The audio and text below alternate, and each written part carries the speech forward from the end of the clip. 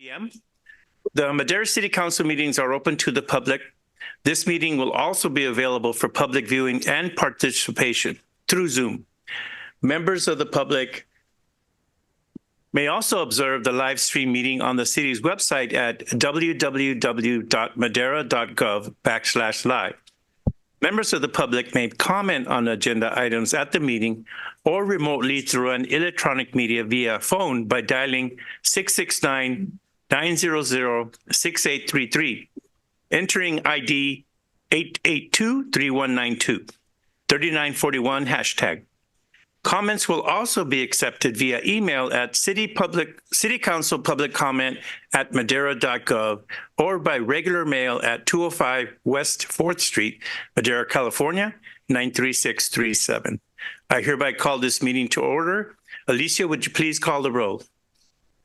Mayor Garcia? Here. Mayor Pro Tem Gallegos? Here. Councilmember Rodriguez? Here. Councilmember Montes? Councilmember Evans? Councilmember Mejia? And Here. Councilmember Villegas? Here. Thank you. Thank you very much, Alicia. Would you all please rise for the invocation led tonight by Chaplain David Doherty of the Valley State Prison.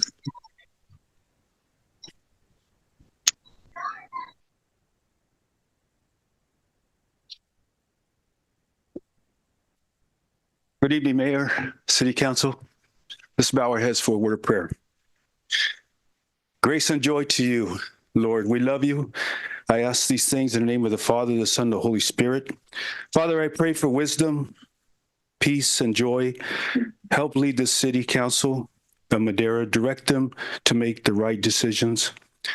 And thank you for the willingness to serve the city of Madera. Father, thank you for the rain. Thank you for the people here of Madera. Lord, bless this city, and we ask these things in Jesus' name, amen. Could you all please remain standing for the Pledge of Allegiance led tonight by Councilmember Jose Rodriguez. Ready? Salute. I pledge allegiance to the flag of the United States of America and to the republic for which it stands, one nation, under God, indivisible, with liberty and justice for all.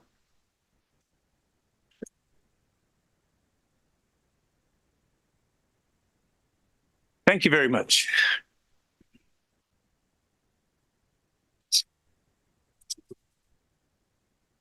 We will now move on to the approval of the agenda. I will ask if there's staff, are there any additions or corrections to the agenda? Council members, do you have any additions or corrections to the agenda? I am going to move up on the agenda. I believe it's item E3.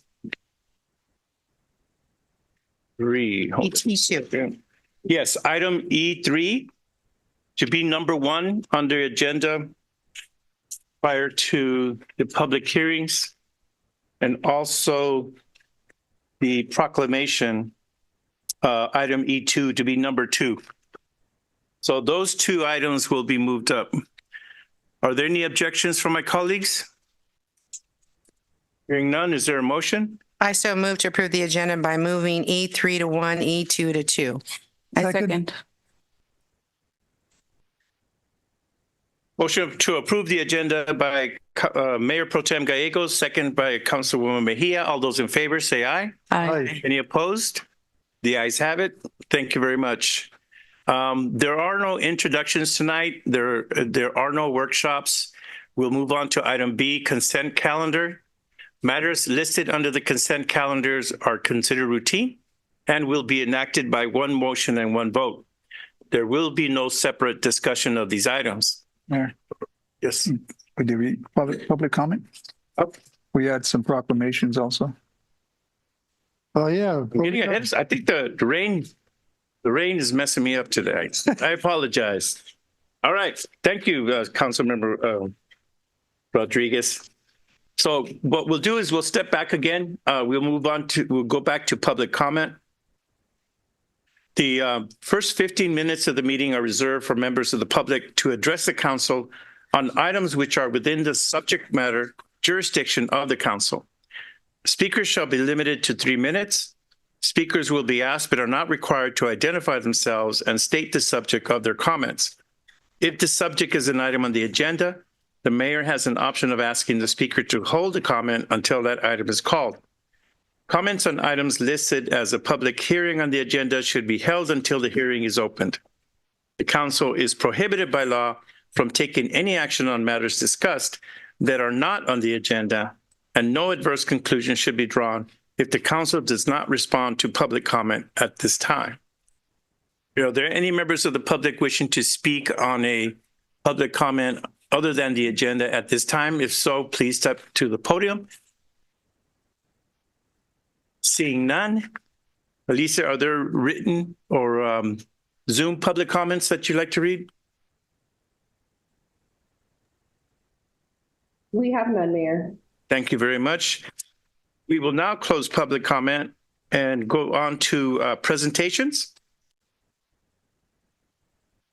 Miss Ella Mae Williams, would you please come up to the podium? Are you here?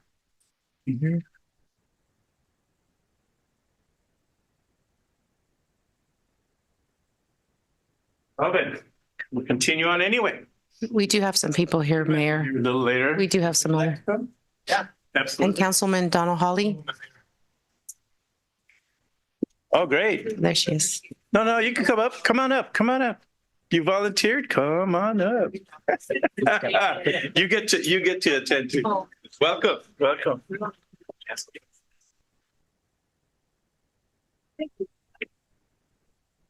Better late than never. You came right on time, Diva. Came right on time, Diva. Great. Great timing. Welcome. Welcome to me too. Welcome to you. Kind of wet out there, isn't it? A little bit. The parking lot's flooded now, you know.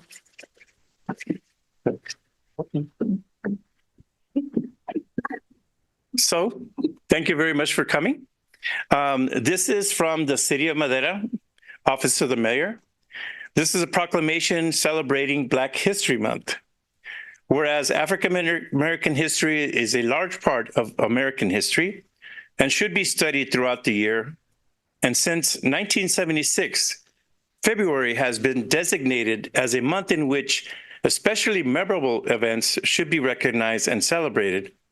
And whereas Black History Month is an occasion to rediscover the enduring stories of African Americans and the gifts of freedom, purpose, and opportunity they have bestowed on future generations. Now, therefore, be it resolved that I, Santos Garcia, Mayor of the City of Madera, and on behalf of the entire City Council, hereby proclaim February as Black History Month, signed the 7th day of February, 2024. And I present this to you.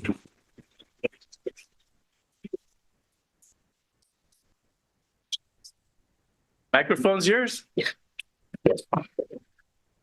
Well, I have to tell you, I only officially found this out last night. But we were coming, but we went across, went to the wrong venue. But thank you very much for this award. Black history is part of American history. American history is built on Black history. So I'm just thankful to that the city is acknowledging African Americans and Black History Month for their contributions to the entire society. And it's a real honor. And I'm just thankful. So it's like,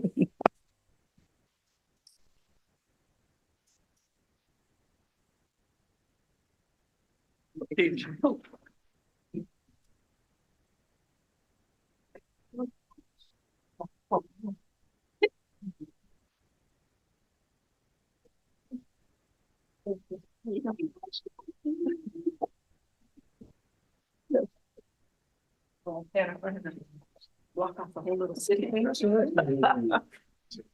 around. Information. Oh, so they can read.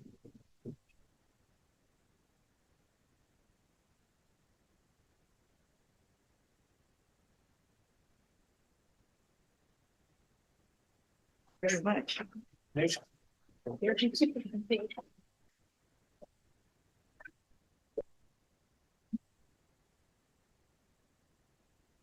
Thank you.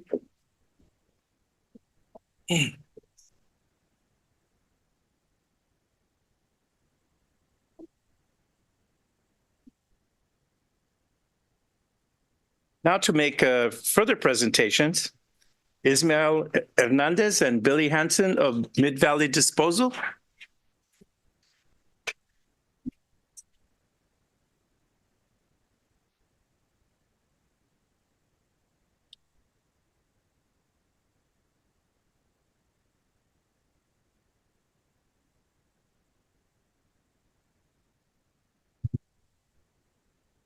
Good evening. Thank you, Mayor and Council, for having us here tonight. My name is Billy Miller, and this is Fernando, and we're with Mid Valley Disposal. As you know, Mid Valley Disposal is the waste hauler for the city of Madera. And every year, the recycling coordinator and the drivers and the operations team work together to select and recognize local businesses that do a really fantastic job at managing their waste. So we actually have 2 awards tonight. We did not get to present last year's award, or 2022. So we have 2022 and 2023 to recognize. So for the year of 2022, the recipient is Evans Feed and Livestock.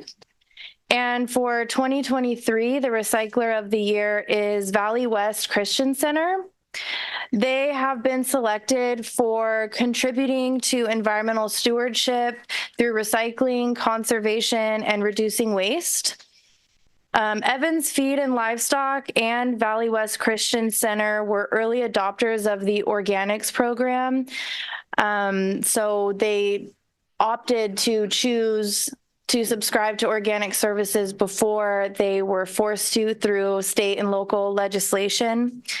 They're both compliant with all state and local legislation regarding waste, and neither have once been tagged for overloading their containers nor for having contamination by placing incorrect items in the wrong bin. And they generally work with Fernando regularly, asking him questions on what to do with certain items, and set a really fantastic example for best practices for managing waste in the city of Madera. So we just would love to recognize them tonight. With the weather, I'm not sure. Is anybody here from, yay? Yes. Okay, great. I'd like you to come down here. And I don't think anyone from Valley West was able to make it tonight, but we'd love to present this award to you.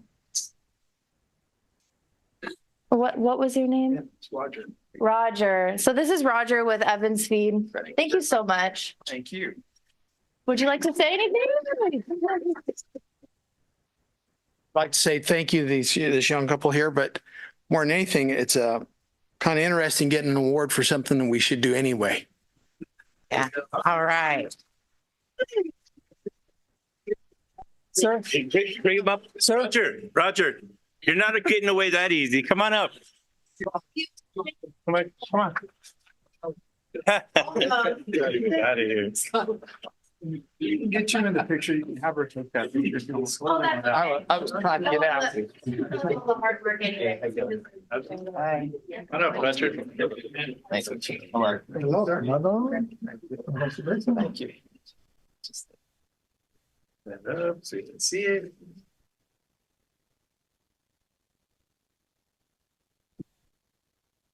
Yeah. We didn't get one.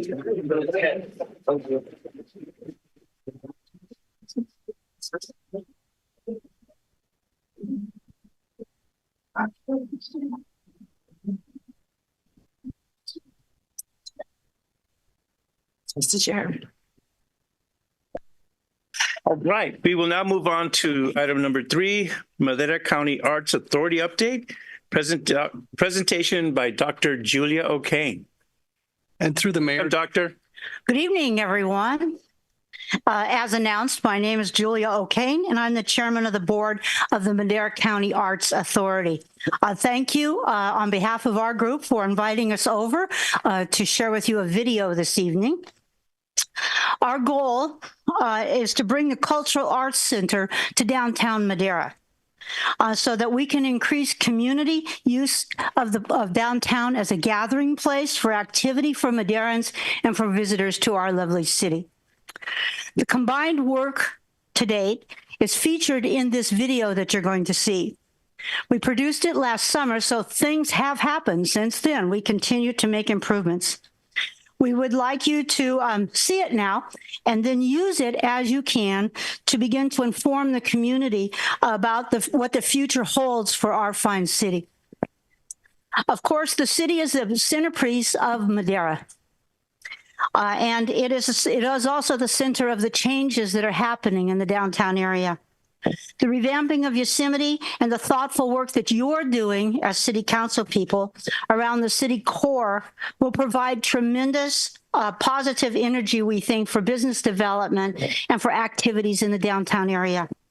Special thanks to Councilman Villegas, who is our current representative from the City Council, and also to Cici Gallegos, who represented the City Council as we were forming our Arts Authority. So it's exciting to see our agencies working together to revitalize downtown, and I think you're going to be pleased with what you see on the video if we can make it work. City clerk is going to be putting it on for you in a minute. Okay. So let's just sit back and watch. Mayor and Council, I will do my best to share the video. Give me just one moment as I share my screen. While that's happening, Mr. Mayor, could we let the record reflect that Councilmember Montes was present at 6:12, and we welcome him. Thank you. Thank you.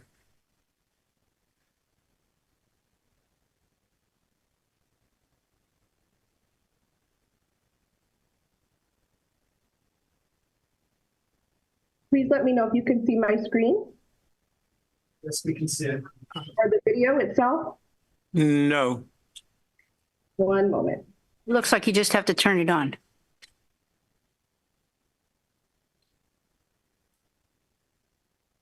Alicia, we can see your screen, but there we go. Madera is at the crossroads. Downtown Madera. Uh-oh. It's the weather. Better days are almost here. The city of Madera and Caltrans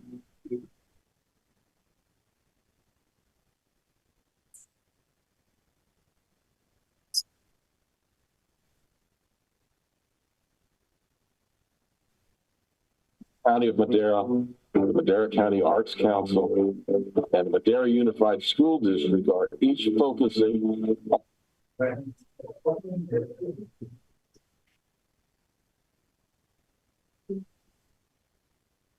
Well, maybe we need to blame this on the rain too. improving and reimagining specific portions of the downtown center of the heart of California. The city, the county, the school district, and the Arts Council. If we could also raise the volume up. Have trying to create the Madera County Arts Authority, which, with the help of videography students at the Tilden Torres High School, says short video.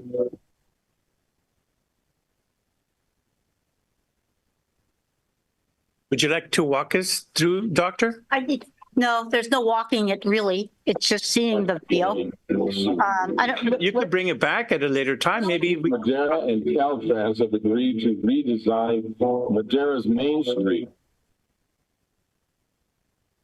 Mr. Mayor, Yes, sir. would it be maybe beneficial for maybe Zelda to play it on this computer? Are we playing it from a computer outside of the? 99 eastward to High Street, just east of the John Wells Center, the Army Nat. I see. Has to be in. Let me see if Ronaldo's available. I don't want to take up your time. I know you have a lot on your agenda. So I'd be happy to come back at a next meeting or something like that. And maybe Absolutely. we can do something about it. Yeah. Make it. All right. It's a cool video. If you would like me to come to your house and show it to you, just let me know. Okay. I'm available. I could show it on the street. We could gather in a community gathering place. Sorry about that. Thank you. It's fine. But We'll see. it does great examples of what the city and the county and the school district are all doing as we try to improve our downtown area. And things are coming along. It takes forever to plan it, but it's coming along. So, okay, I'll come back. Thank you, Doctor. Thank you. Thank you. All right. We will now move on to item B, the consent calendar. Matters listed under the consent calendar are considered routine and will be enacted by one motion and one vote. There will be no separate discussion of these items. If discussion is desired, a member of the public or a member of the council may request an item be removed from the consent calendar and it will be considered separately.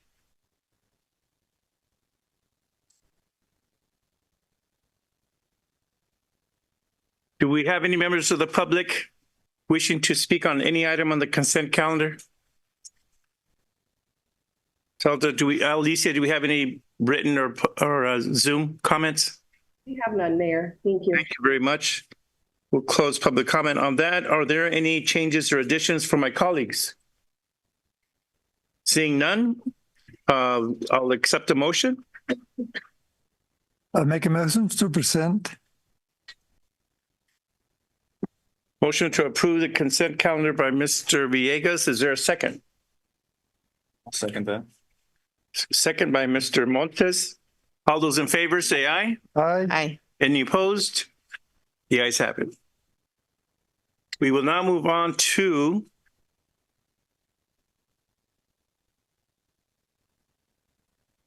our E3. item E3. E3. E3. Hold on. I'm getting there. Prior to public hearings, we'll move on to item E3. Keith, do you have this item? I will introduce the item. Yes, I do. Thank you, Mayor.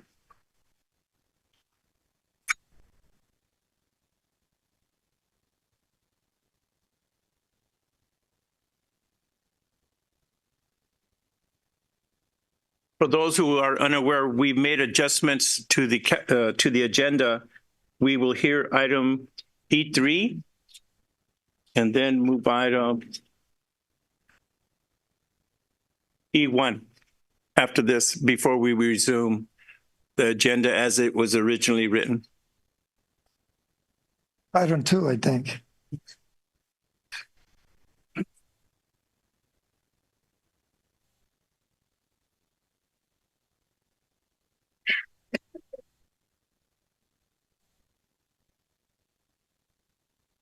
Okay, Zalda.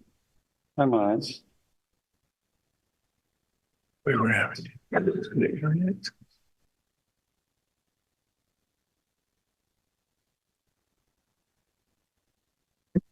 Thank you, Zelda.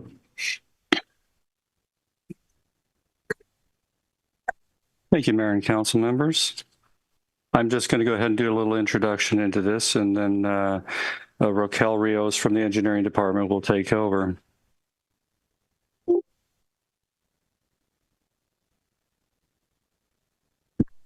Anyway, the purpose of this meeting is to provide a status update relative to the project's design for Yosemite Avenue between about Gateway Boulevard and Lake Street, Gateway to the west and Lake Street to the east. Sorry? So people online can only see that link. Ah. So can you mind to do something? No, not at all.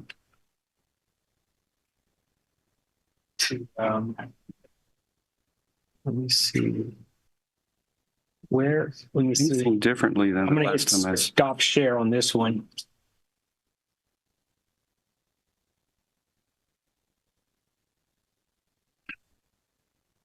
There you go. Okay, thank you again. Anyway, getting back to where I was, there are multiple participants on this project at the moment. There are city staff. Right now you're hearing from me, but Raquel Rios from the Engineering Department will be giving the bulk of the presentation. We do have Caltrans staff in the audience here. We have the manager, Mike Day, and I don't know that Diana Gomez made it here tonight. There was a possibility that she was going to be able to make it. Do we have our engineering consultant here tonight? Yes, we do. We do have Dewberry, just Jose, and Paul Bradbury as well. Excellent. So we have multiple people here tonight, and we'll all be available for questions when we get to the end of the presentation. With that, I'm going to go ahead and bring Raquel up, and she will run through the presentation. Thank you. Thank you. Good evening, Mayor and Council members. Tonight, like Keith mentioned, I'll be presenting the Caltrans Yosemite State Route 145 project. A little bit of background on the project. Caltrans is continuing with their design. 60% design plans are nearing completion. Construction of the project is scheduled for spring of 2025. A couple of the elements of the project that are currently in Caltrans scope include a road rehabilitation, the Yosemite Avenue Road Diet, roundabouts at Lake Street, C Street, and D Street, bulb outs at E Street and B Street, enhanced crosswalks, center median islands, and sidewalk in areas where it's currently missing. Council previously approved up to $3 million from local transportation funds to support enhanced improvements to the project. Caltrans executive team approved the use of these funds in a current cost estimate of $2.9 million. Improvements for enhancements that weren't originally included in Caltrans design are going to include the following, which are widened sidewalks between E Street and B Street, decorative street lighting between E Street and Lake Street, rectangular rapid flashing beacons at A Street and B Street, and landscaping between E Street and Lake Street. The following couple slides are an exhibit prepared by the Caltrans design consultant, just illustrating the different components of the project that will be included in the 60% design plans. Starting at the left, you'll see Gateway Drive. Approaching E Street, you'll begin the road diet. At E Street, you'll see a couple of bulb outs and the first traffic circle at D Street. In between the bulb outs and roundabout, you'll see parking included, and throughout the road diet, there's also bike lanes included in each direction. This slide is the same area as the previous. It's just an alternate design to the project. It's Caltrans' belief that they'll need additional storage to the east of E Street. This is due to wanting to keep the roundabout clear if the train tracks, if there's a train crossing the train tracks. We want the roundabout to operate as it was intended. So they're thinking additional storage will be required, adding 2 lanes to the east of E Street just before the roundabout. And now you'll see C Street, or between C Street and B Street. C Street, again, another roundabout. And at B Street, you'll see bulb outs. And here's where one of the rectangular rapid flashing beacons will be placed. Again, A Street and Lake Street. A Street will also have a rectangular rapid flashing beacon. A Street and B Street actually have little center medians that will restrict left turn movements. I'll talk about this a little bit later in the presentation as to the reasoning behind it. But then you'll approach Lake Street, another roundabout. Again, throughout the project, you're keeping parking between the roundabout and bulb outs. To the east of Lake Street, you'll continue to see the road diet just up to about Fig Street.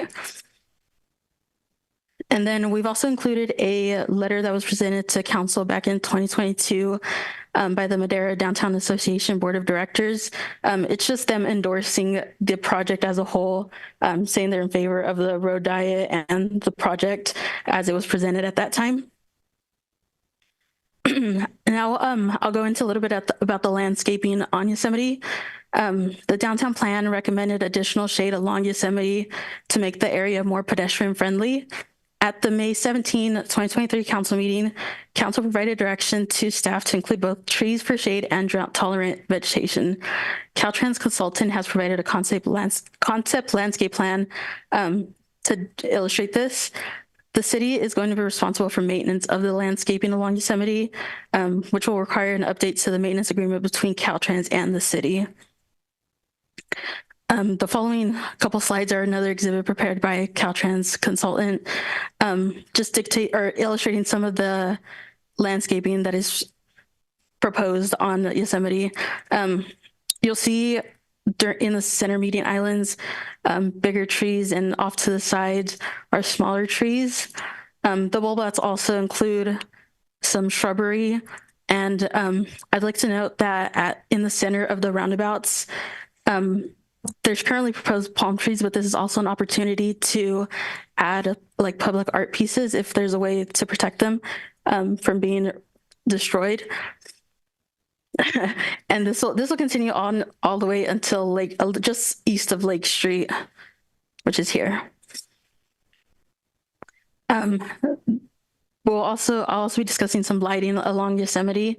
Since the last update provided to council, it was decided that decorative lighting would be installed along Yosemite in the downtown area. The lighting that will be installed coincides with the existing decorative lighting already in the downtown area. The existing 30-foot tall Cobra head poles will be removed and replaced with decorative lighting as well. This will remove the opportunity to hang banners over the street as is currently seen today. Here are some examples of the decorative lighting that will be placed. On the left is along B Street, just south of Yosemite. And then on the right is along Yosemite itself, just west of B Street. In that image to the right, you'll also see those existing 30-foot tall Cobra headlights off in the back. Those are some of the ones that will be replaced with the decorative lighting. As I mentioned previously, left turn movements from the side streets of A Street and B Street are going to be removed. Side street delays will increase as traffic flows on Yosemite becomes more regular with the single lane. This is going to leave fewer gaps for vehicles to make the left turn movements. So we felt it was okay to remove that. At these two intersections as well is where the rectangular rapid flashing beacons will be installed to aid in pedestrian crossing. Caltrans is also in the process of investigating where basements exist along Yosemite and their possible impacts on the project design. The project design requires reconstruction of sidewalks along certain legs of the roundabouts that may be directly over basements. The Caltrans team is well into the effort of reaching out to building owners and property owners along Yosemite to better define the locations of these basements and their possible impacts to the project. Some other property owner impacts that will be seen along Yosemite are the loss of parking spaces, particularly near the roundabouts and bulbouts. Property owners can expect to lose as many as 44 parking spaces. The need for the additional vehicle storage on the westbound approach to the train tracks between Gateway and East Street may push this to a little bit closer to 50 spaces. There are several city-owned parking lots that are located throughout the downtown area, which will help offset this lost parking along Yosemite. Those parking lots will provide up to 154 spaces, while other side streets also provide additional parking as well. Here's an aerial of those parking lots that are city-owned along in the downtown area, along with their corresponding number of spaces. The Madera Ford, which is located at the southwest corner of Madera Avenue and G Street, will also experience impacts, possible loss of street parking as well, depending on their current practice of offloading cars and their approved plans they have on file for future construction. Due to the type of transportation facility and expectation of traffic increase, the Caltrans plans will not be designed to accommodate offloading of vehicles onto the State Route 145. The design of the project does attempt to provide accommodations for vehicle haulers to turn onto G Street. Based on the concept, the team may need to work with the owner for possible options that do not include utilizing the State Route 145 highway itself for parking and drop-offs. Here's another exhibit prepared by the Caltrans team, just illustrating how they have accommodated the intersection to allow for turning movements onto G Street. You can also see that it wipes out that stretch of parking along the frontage of the dealership. Tonight, there's no recommended action. This is provided for informational purposes and council discussion. And with that, I am available for questions as well as the Caltrans team. Keith, do we have a member of the Caltrans team wanting to?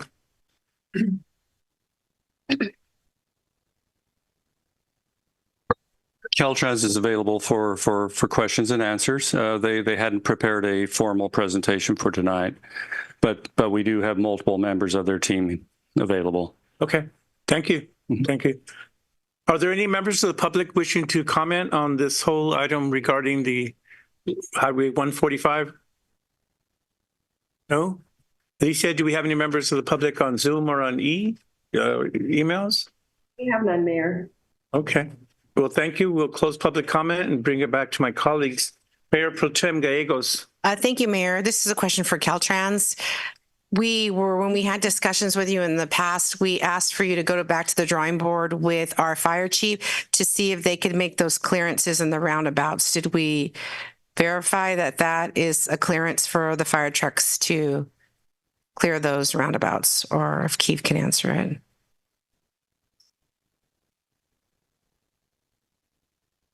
We've talked a lot about the larger profile vehicles. Jose, can go ahead and take it, or Paul. All right. Thank you. Yes, the roundabouts will accommodate the fire trucks. Matter of fact, we have we tested the roundabouts. This is preliminary design, of course, but we checked out the roundabouts with truck turns, make sure that they can make those turns, and that's what we used, including some of the other trucks that are going to be crossing 145. Okay, perfect. Thank you. That's all, Mayor. Councilmember Rodriguez. Yes, thank you, Mayor. Keith, early on the conversations when we started this design, the parking alongside Yosemite was angled. And I think due to limited space now, we are starting to go at a parallel parking and the loss of parking space. Can someone please expand as to what challenges they confronted when trying to get to that parking? It's simply a matter of available right or street width. As you'll see on these drawings, there is the bike lane and parking, parallel parking. There is also a buffer area between the bike lanes and the travel lanes. The median is 12 foot with, that's probably about 2 foot median at the corners. Going from parallel parking to diagonal parking is essentially taking you from about 7 to 8 feet wide to about, depend upon the angle of the parking, around 16, 17 feet. So it's essentially another 16 feet out of the roadway. So they did look at that, and there didn't seem to be the ability to do that. I can go ahead and ask if Paul or Brad have, excuse me, Jose or Brad have It's really screwing up your names tonight. That's all right. Whether you have any other input with regard to the parallel. No. He says I've got it exactly right. Thank you, Keith. And I know this design is really to try to get more active transportation with respects to the bulb outs, accommodations for bus and transit. Where would we see that and the design? Where would that accommodate Metro, for example, coming by and saying, hey, this is where I do the drop-offs? We do have a number of transit locations. I don't know if they're marked on this.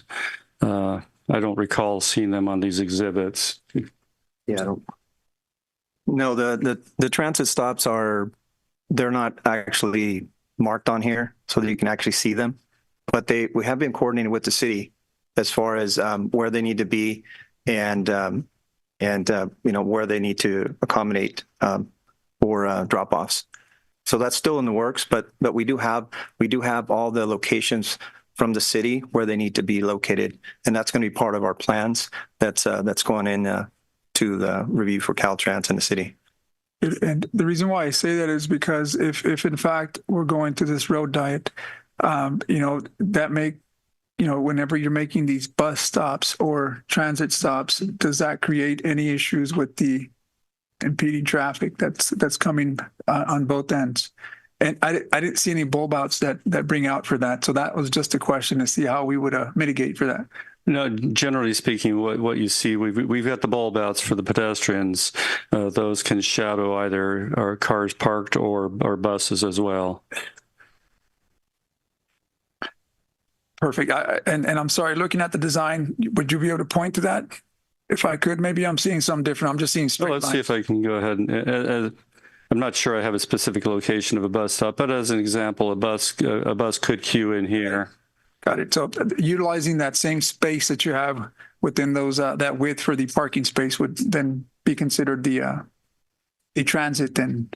Yeah, wherever the transit goes in, they'll settle into those spaces, and obviously parking wouldn't be permitted within probably at least 2 spaces, which is equivalent of about 50 feet or so.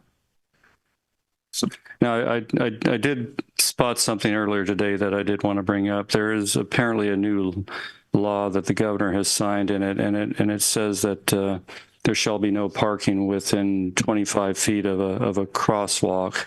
I haven't settled in my mind whether that's within a crosswalk at a signalized intersection or a non-signalized intersection. So it's my belief that it's any crosswalk, because based on the article I read, on that basis, you would be seeing us potentially losing 4, 6, 8 parking spaces at each intersection anyway before these effects came in. So our loss of 44 to 50 spaces we may have been losing a number of those anyway over the course of the next year or so. Okay, well, thank you, Keith, the engineering team and Caltrans for answering the questions. This has been a long process for Madera. And every time we get to see these advances, it's one step closer to hopefully getting that downtown.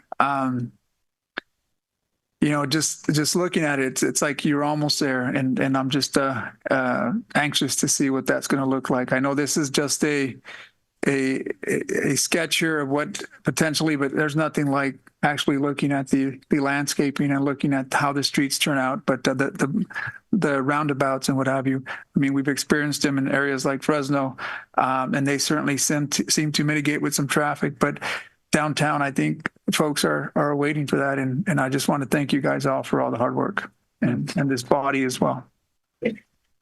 Pleasure.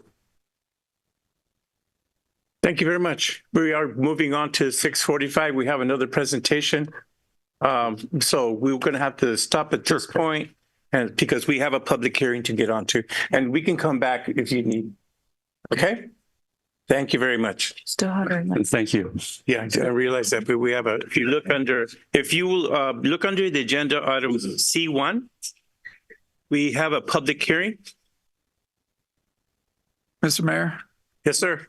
When we have an item, the public hearing can take place soon after the item, after we finish it, because that item was already underway. So if there was additional questions, I'm not sure if Councilwoman Gallegos had any additional questions. Shannon, would you like to point on this? There is an exception that if you are currently hearing something, you can wrap it up if you like, and then immediately go to the public hearing at 6:45. Okay. Thank you. Okay. Would you want to address that too? Yes. Thank you, Mayor and Councilman Rodriguez. The question I have is for Caltrans before they walk out of the room. Just or Keith can answer it. I am looking at the intersection going east from the railroad tracks on D Street. We have an historical monument on that corner. So if you could just be sensitive to that when you're looking at redesigning or construction of that monument that sits on that corner. You're referring to the monument that also seem to have incorporated a water fountain. Yes. Yes. We will keep track of that. Okay, I appreciate it. And thank you for all your hard work on the downtown on this project and working with all of us here on the council. That's it, Mayor. Thank you. Thank you. We will now move on to item C1. This is a public hearing number 4 for updating of city council member district boundaries for annexed property. Alicia, do you have this item? I do, Mayor. Thank you. Give me just a moment while I pull this presentation up.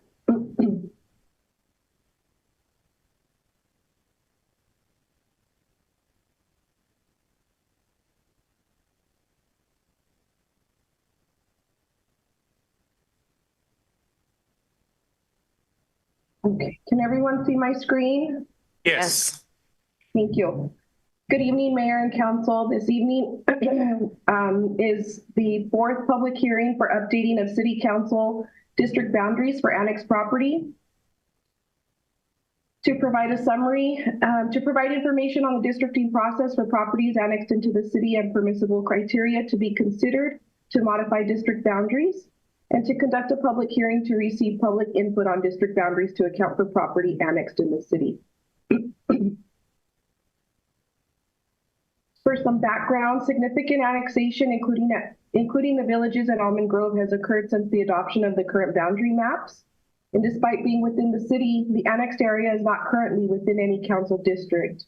The lack of district assignments necessitates a modification of the council district boundary maps. And tonight is the 4th public hearing held to invite public input regarding the city's proposed modifications to the voting districts after the draft maps are drawn. Here is a map with the area proposed for District 1 in the red in the top left corner of your screen. In the mandatory criteria, any annexed property must be added to the nearest existing council district, and no other changes to existing council districts may occur. Tonight's recommendation is to receive a report from staff on the redistricting process and permissible criteria to be considered to redraw district boundaries, and to conduct a public hearing to receive public input on district boundaries. And that will conclude tonight's presentation regarding public hearing number 4, Mayor. Thank you. Thank you, Alicia. We will now open public comment regarding item C1, regarding the annexing or the district boundaries for annexed property. Are there any members of the public wishing to discuss this item? Do we have any written or Zoom comments, Alicia? We have none, Mayor. Thank you. Thank you. Mr. Mayor, and just to be clear, this is a public hearing. Public hearing. Thank you. Thank you. We will now close public comment on this item. Are there any questions from my colleagues on this item?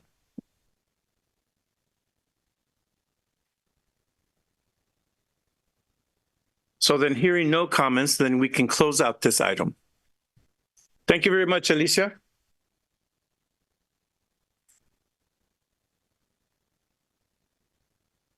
We will now go back on the agenda. We will move forward to item E2. This is a proclamation affirming Madera's commitment and support for an immediate and permanent ceasefire in all of Palestine. We will, Alicia, would you like, you have this item? You do, Mayor. Thank you. One moment.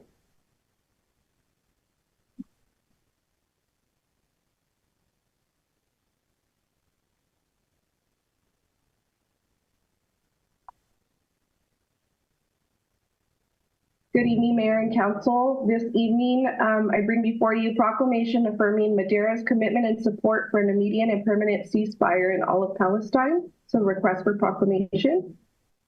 A little bit of background on this item. Council adopted a policy governing ceremonial document guidelines on August 2nd, 2023. This policy establishes the framework for the issuance of proclamations, ensuring a systematic and transparent process. On December 20th, 2023, Council approved the 2024 list of annual proclamations outlining the scheduled commemorations for the year. The adopted policy allows for proclamations not identified on this list to be considered on a on a case-by-case basis with a written request required 45 days before the requested presentation date.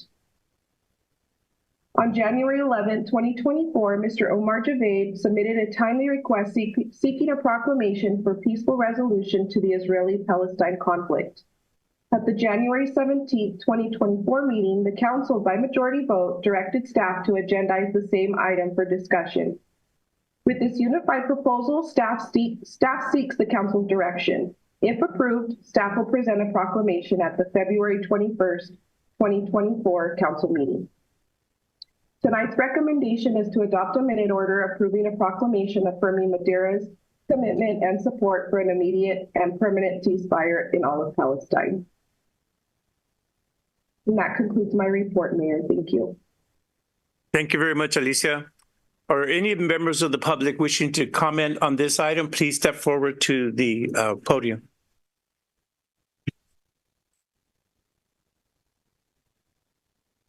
Should I start? Just let me know when to start. Go ahead. Okay. Good evening, Mayor Garcia and City Council members. As a Palestinian and an American, I'm here to stress the importance of passing a ceasefire resolution. Since October 7th, my family and I have been personally impacted by the horrific atrocities happening against our people in Palestine. Every day I have to check the news to see if my friends and family are still alive. This current genocide has personally affected my day-to-day activities such as work and my personal well-being. The current Israeli genocide of Palestinians extends far beyond the events of October 7th, which did not occur in a vacuum. This is a result of 2 decades of being under siege and 75 years of brutal military occupation, the endless loss of Palestinian lives, land, and freedom.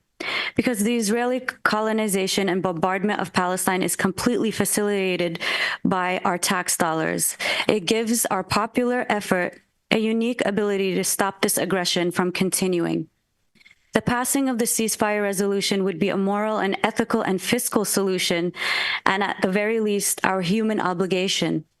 It is something Israel rejects until it completes its objectives of erasing all sovereignty and resistance, expelling all of her residents and razing it completely to the ground in the process, followed by annexing and settling it once again. Not just those taken on October 7th, but by the thousands of Palestinian political prisoners, including minors, languishing in the Israeli prisons for years, and the hundreds more Palestinians arrested in the West Bank since October 7th. A solution cannot be a lasting one unless it is just, by acknowledging the rights and needs of the Palestinian people, things that have been stolen, ignored, and trampled upon for 75 years. This is one small step towards that. Passing this resolution is vital. The need is dire. The circumstances are apocalyptic. The mass killing and expulsion for greed, conquest must be stopped. And I believe that Madera is a city with a unique opportunity and the ability to pass such a resolution and to lead and inspire other cities in the Central Valley in pursuing this non-negotiable humanitarian need. Thank you.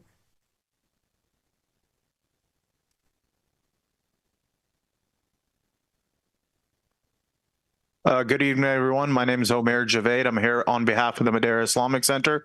I want to start off by thanking the City Council, the Mayor, all the city staff for opening up this discussion today about Palestine and recognizing how important of an issue it is.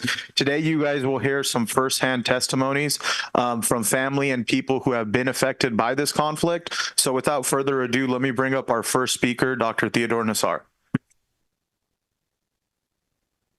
Good evening. My name is Dr. Theodore Nassar. I'm a medical doctor. I've been practicing in Madera for 46 years. My main specialty was OBGYN. I'm proud to be part of Madera City, and I want to thank the mayor and the city councilman to listen to what I'm saying.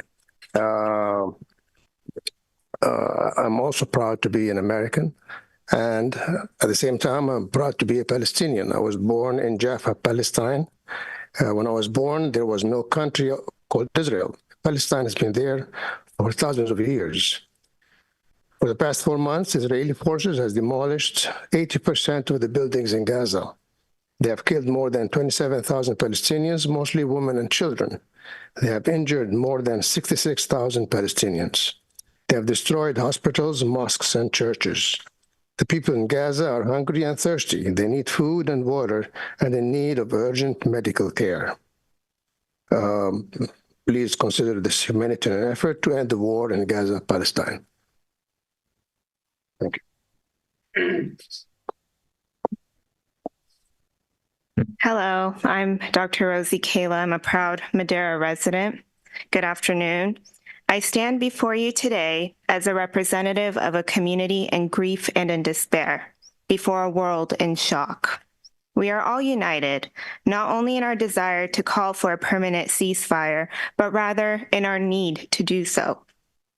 Since October 7th, there has been over 27,000 Palestinian lives lost, with over half of them being children.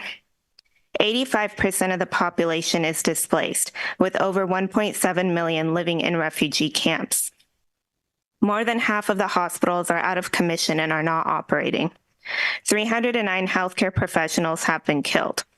The second oldest church, St. Porphyrius, was destroyed.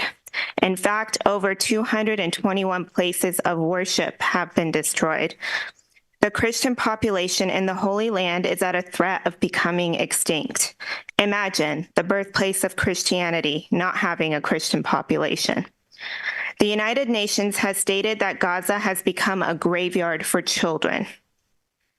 Parents were writing the names of their children on their arms and legs for identification so that if they were killed, they would have a proper burial. The UN describes the situation in Gaza as catastrophic and passed a ceasefire resolution on December 12th. Ladies and gentlemen, that was nearly 2 months ago. The targeting of the civilian population and civilian infrastructure, including schools and hospitals, without allowing sufficient humanitarian access can only best be described as this, a genocide. In fact, the International Court of Justice found that there was a plausible cause of genocide under the Genocide Convention. I recently met a lady who left Gaza in November. She told me that while the bombing was going on, the best thing she was hoping for was that if her house was bombed, that it would be an instant death with her family, because the thought of trying to pull live family members from the rubble and being unable to was harder to bear than death. Imagine the best case scenario being death. To not call for a permanent ceasefire means we are all complicit in this genocide and makes a mockery of our moral compass as Americans. I strongly urge you to support this ceasefire resolution.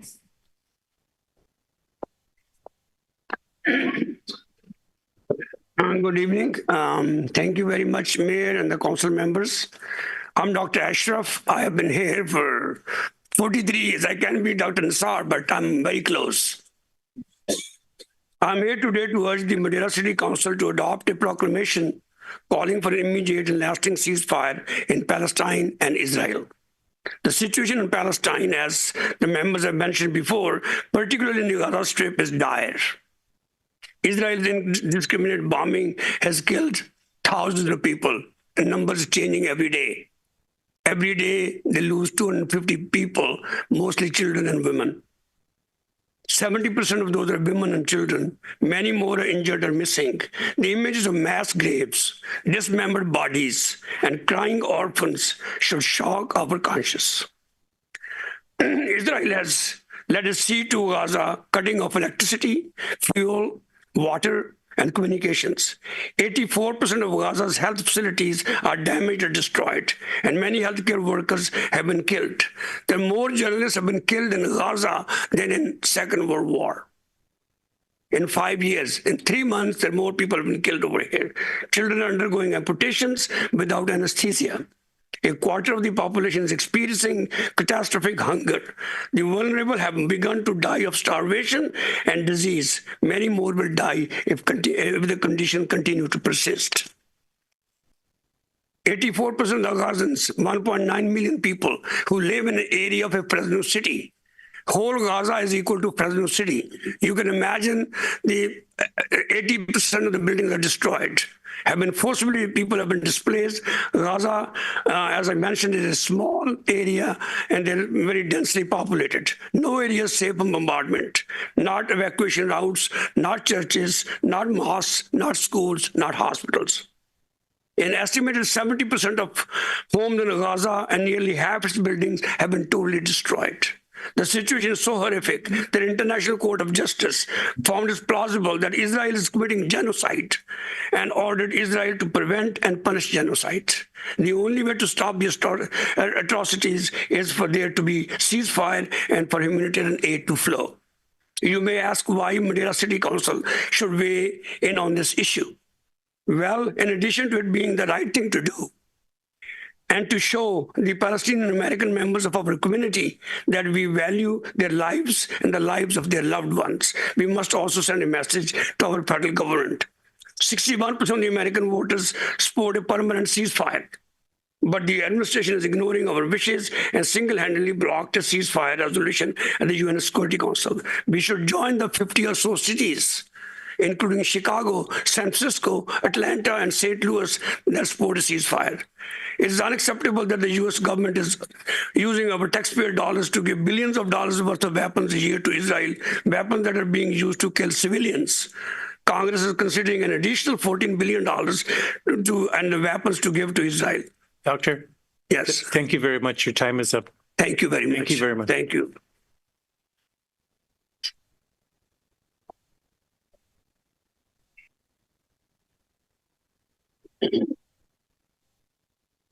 Everyone would just be mindful of the time. It's on in monitors. You could see that everyone is entitled to 3 minutes. Thank you. Good evening. My name is Lori Garcia. I'm a retired teacher. I'm here this evening to respectfully request that Madera adopt a ceasefire resolution to end the humanitarian crisis in Gaza. Though it may not directly affect foreign policy, it would demonstrate a symbolic action of support to your constituents. Madera, a small town serving residents in the heart of California, the breadbasket of the world. There is no greater act of dignity and love for humanity than feeding others. So thank you. While we here in the Valley are abundant in food, Gazans live in stark contrast. In the 4th month of this brutal slaughter, they have no food, no water, no fuel, no electricity, no hospitals, no hope. 2.3 million Palestinians in a humanitarian catastrophe, milling flour out of animal feed, eating grass, drinking polluted water to stay alive in the face of famine. White phosphorus seeping into the once rich soil. 30,000 dead, 70% of which are children. A desolate situation. Madera and Gaza, though worlds apart, both are home to the olive tree. As local farm workers cultivate orchards, Palestinian olive trees have been uprooted after generations and generations of providing. The olive branch, a symbol of friendship, partnership, peace, and love. It is past time to extend an olive branch to our brethren in Palestine.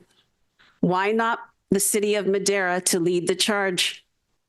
Your constituents are directly affected as they've lost family, but this matter is personal to all of us, and it should be personal to anyone who cares about the humanity and the future of our world. Your adoption would signal to the community that elected officials see and hear us. While neighboring cities are silent and complicit, the city of Madera has the opportunity to become an outstanding voice while most government is silent.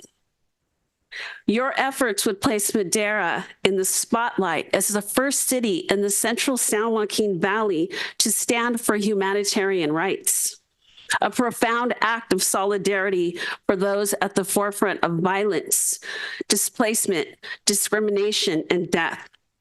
I implore you to take a stand for babies and mothers, for sisters and brothers, for fathers and daughters, our one world family. Freeing Palestine will free us all. Thank you very much for your time and consideration.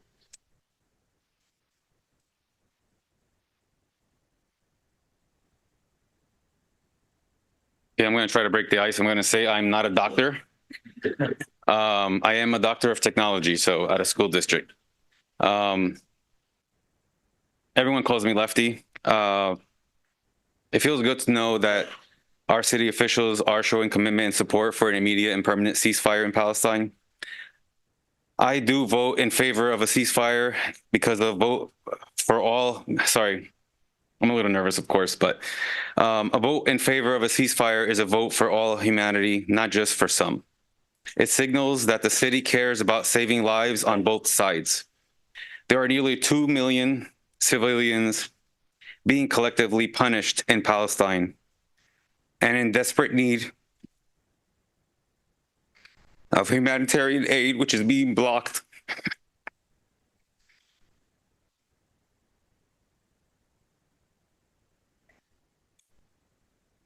Can you imagine the state officials deciding to cut off electricity, food, water for all of Madera citizens in order to deal with this, with criminal gangs, for example?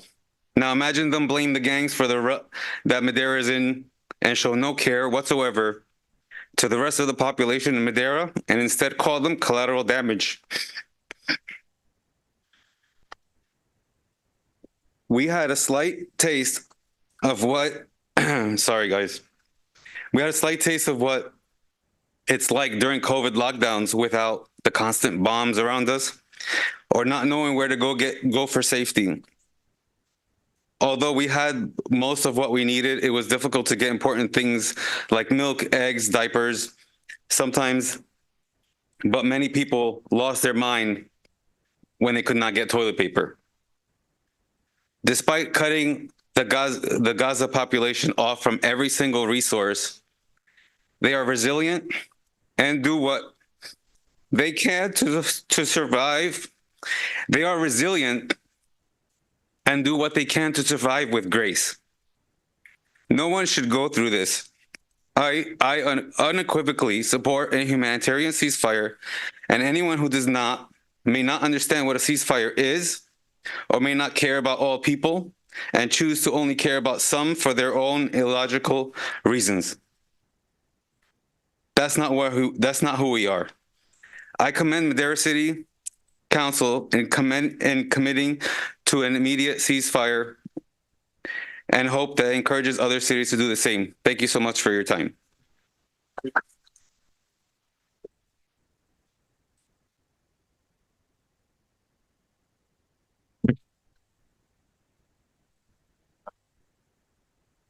Hello, everybody. I just want to start off by saying Madera has a special place in my heart. I'm a civil engineer, and this is where I started my career in span construction before they moved.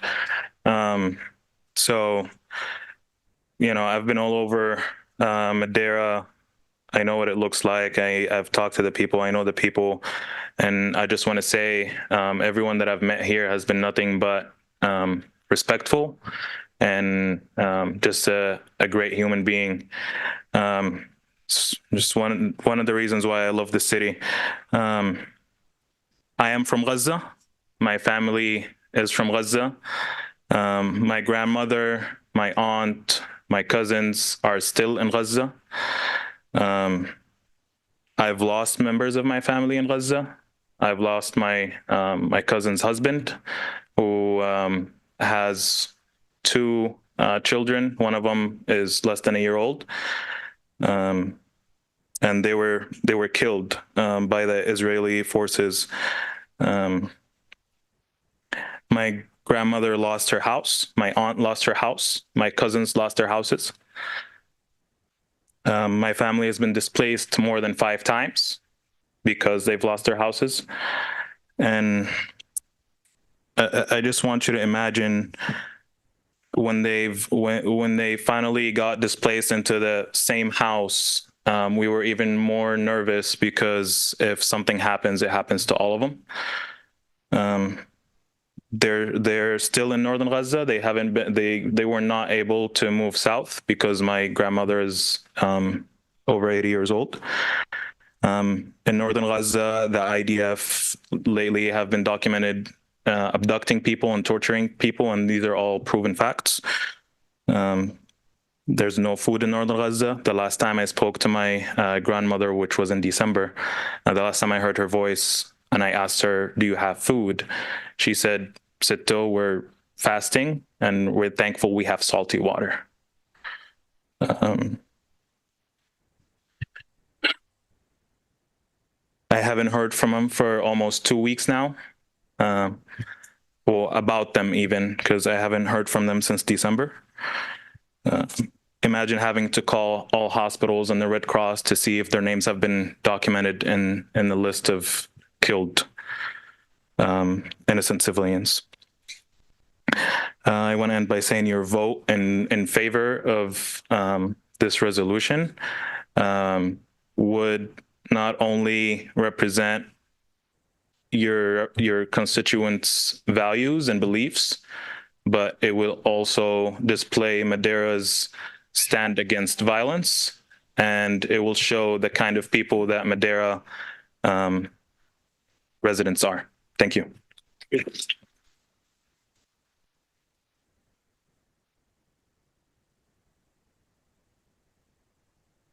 Hi, if it's okay, my daughter would like to speak, please. Good evening. My name is Good evening. My name is Juhaina. I'm 10 years old. And I'm here to speak for the children of Gaza. So I'm sure you all know about Hind, the 6-year-old girl in Gaza. And if you don't, here's the story. Hind was in the car with her family of 7. Midway through the drive, the car had been blocked by Israeli soldiers. The little girl made a call to the Red Cross, screaming and crying hysterically, begging for them to save her and her family in the car. But during the call, you could hear shots being fired and her crying goes silent. I can't even begin to imagine being in her situation.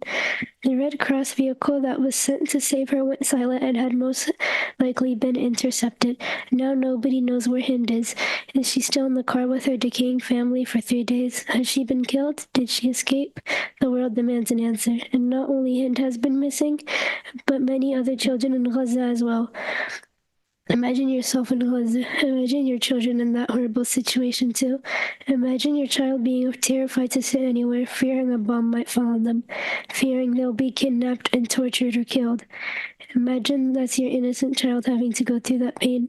Israel is pushing children in Gaza just far past wherever should have to be. We should all demand a ceasefire now, but I'm here to ask you to please vote yes for permanent ceasefire. Thank you.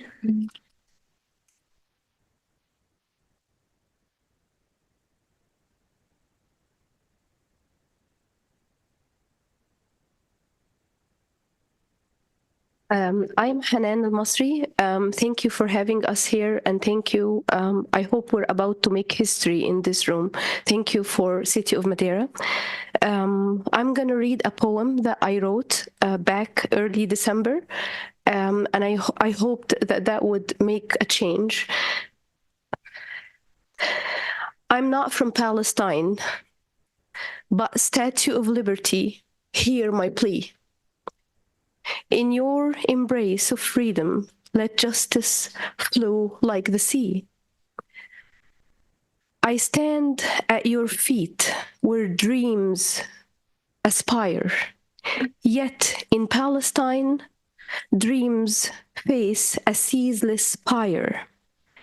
O Lady Liberty, with your torch held high, illuminate the path where justice can't shy.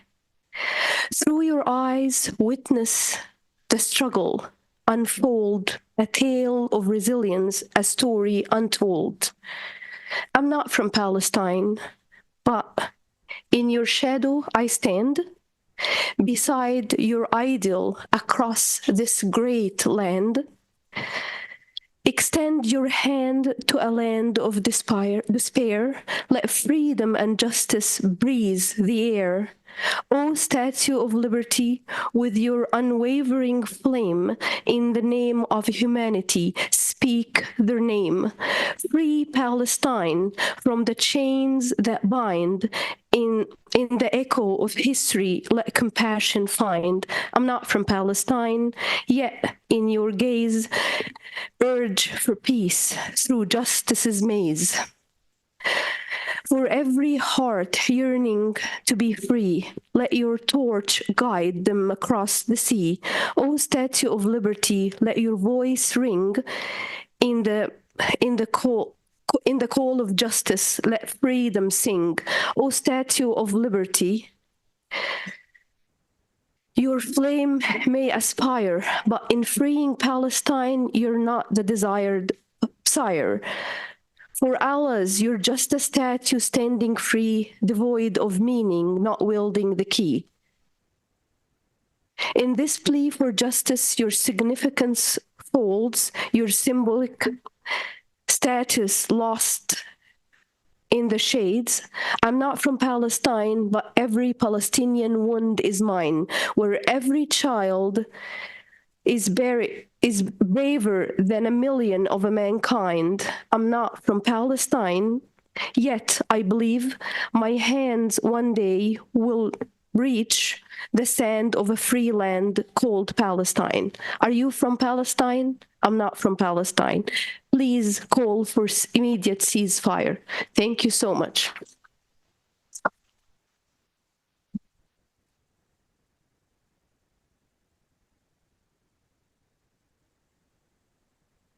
Can you hear me? Yes. Okay. I am Dr. Sahib Qadri. I'm a neurologist. I have deep roots to the Madera area. My late father was laid to rest last December in the Madera Islamic Cemetery. And I even have my business address in this area. I just wanted to take a moment here to really appreciate the council here in trying to stand up for what's happening in Gaza. As a lot of the people before me have described, it is absolutely a catastrophe, and it's a plausible genocide as ruled by the highest international body in the world.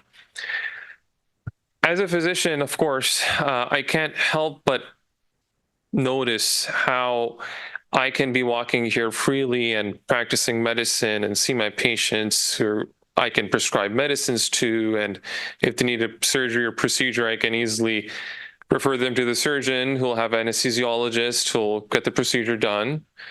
But unfortunately, right now in Gaza, surgeries are happening without anesthesia. This is medieval. We've heard of things like this happening in like ancient Egypt, amputations without anesthesia. This is literally what we're dealing with. And what our government is doing now is actually defunding UNRWA. It's a UN organization that was established in 1948 to actually help Palestinian refugees. Back in 48, when Israel was created, they displaced 750,000 Palestinians from their land to make space for their own, which is occupied to this day. And that same organization takes care of them right now and is the only body that can really get medical supplies or any kind of aid into the region. And now we're trying to defund that. And you can only imagine what's going to happen to the 1.8 million people there, the children there, dying of starvation and not having any access to medical supplies. And Israel is targeting hospitals, literally targeting hospitals. They were first trying to say, oh no, it was just some kind of a blast, blah, blah, blah. Now they're literally going after them.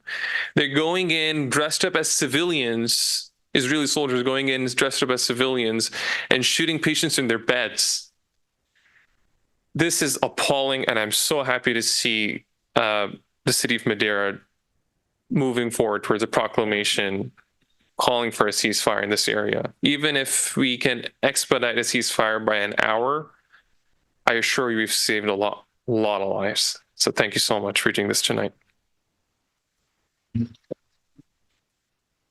you very much. In the interest of time, Mr. would you be the last speaker? Yes, sir. Good evening. My name is Yasser. I own the Service Master of Madera. On behalf of Palestine Liberation Group and Madera for Palestine, I want to thank everyone for speaking. And if you notice, there was only 3 Palestinians, the rest were non-Palestinian, because this is a humanitarian issue. And I ask of all of you to please consider voting yes and pass this proclamation. Thank you very much.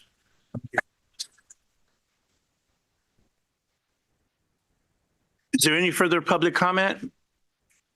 Alicia, do we have any written or Zoom comment regarding the proclamation under E1? One moment, Mayor. Let's see.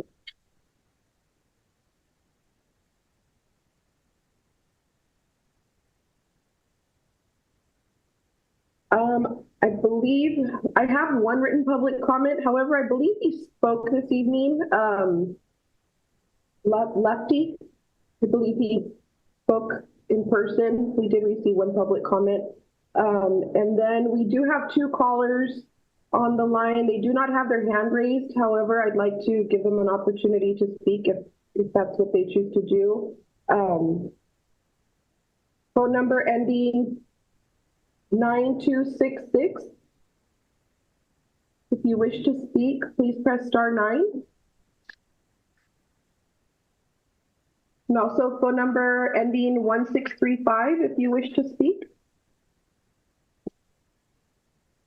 Phone number ending 9266.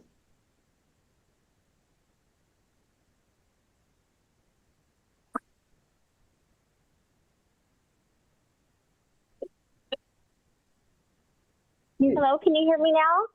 Yeah, thank you. Hello, can you hear me now? Yes. Hi, my name is Michelle Garcia, and I just want to say that I totally empathize with the Palestinian people as I empathize with the Israelis. I do want to say that this is another country. Israel, they do have the right to defend themselves. They were attacked on October 7th, and they lost their own people. There were women that were raped, infants that were beheaded. So I can empathize with both sides. I don't feel that a proclamation would help. And someone mentioned UNRWA, about the defunding of UNRWA. And on my research, I showed that it was defunded because 12 of their employees were participating on the attacks on October the 7th. That is why the United States and other countries defunded that organization. I'm going to go ahead and stop there so that for the sake of time. Thank you very much. Next speaker. Phone number ending. Another person there, Alicia? There is, Mayor. Phone number ending 1635.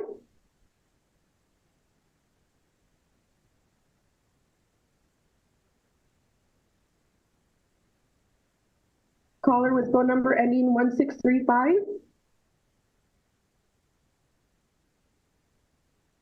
I do not choose to speak on this agenda item. Thank you. Thank you. And that's all for the public comment, Mayor. Thank you. Thank you. Thank you very much, Alicia. We will now close public comment, and I will bring it back to my colleagues for a discussion and or a motion.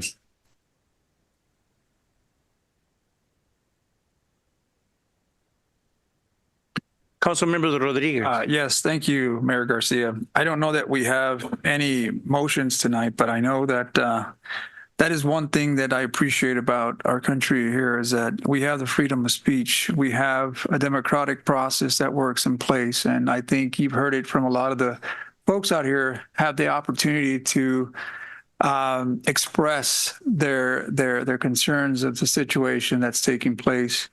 And that gives us an opportunity not to vet this out to the public so that we can have comments. I know that this was brought up. So I think this council and this body had made an effort to try to bring this back as a discussion item to see how we best can address this concern. So, we heard the humanitarian crisis. The humanitarian crisis in Gaza is difficult to ignore. I think as some of you has mentioned, through social media and other media platforms, we are witnessing loss of innocent life and destruction within the region. And this goes on both ends with Israel and Palestine. We have an obligation to reject hate, anti-Semitism, and any other form that devalues human life. As a public official, our community seeks leadership from us, and we must be inclusive of all diverse communities within this city. While not attempting to weigh in on them foreign policy matters, that's something beyond me, I do stand for the people of Palestine and all the people suffering within that war-inflicted region. I have friends from Palestine, as mentioned earlier. Some of them are doctors, some of them are business owners, some of them are residents, and they've all shared their sentiments and concerns with respect to the traumatic effects that are taking place in this region. It affects you personally. I understand because I am a first-generation immigrant, and I've had family in Mexico that suffered some casualties over some conflict there. And it's hard to ignore, not to realize that it does affect home. It does have an effect on you because it's that closely rooted to you. So I stand with that. I do stand with that. And the majority of my friends that I have that are from that region happen to be Palestinian. Now, that's not to say that I don't have any Israeli friends either, because they certainly have a right to share their sentiment as well. And I empathize kind of to the caller that this is a conflict in these two regions. I would like to extend my condolences to any of you that have lost family in this devastating conflict. I would like to pursue also that ceasefire resolution, acknowledging the humanitarian crisis in both Israel, Gaza, and Palestine, and seek support from our state legislators and our congresspeople. And that's where I'm at with that. I know this is a discussion. The language that was brought before us, although it seems really evident that it's really for Palestinian people, because that's what you have here today. It's a conflict that affects all people. Hate is an ugly thing, and loss of human life is even worse. So I do stand for that ceasefire. If that's something that we can move on, I certainly would like to do it again, empathizing on both ends of this conflict. And those are my comments, Mr. Mayor. Councilmember Montes. Yeah, thank you everybody for coming in for your comments. And I know we've had conversations with a lot of people on this. And I'll be the first to admit that I'm not an expert on Israel-Palestine issues, conflicts, but you guys are asking us to weigh in right now. So one of the things I appreciate, Lefty, your comments, a lot of things that you said, and even in this resolution, there are things that, we agree with.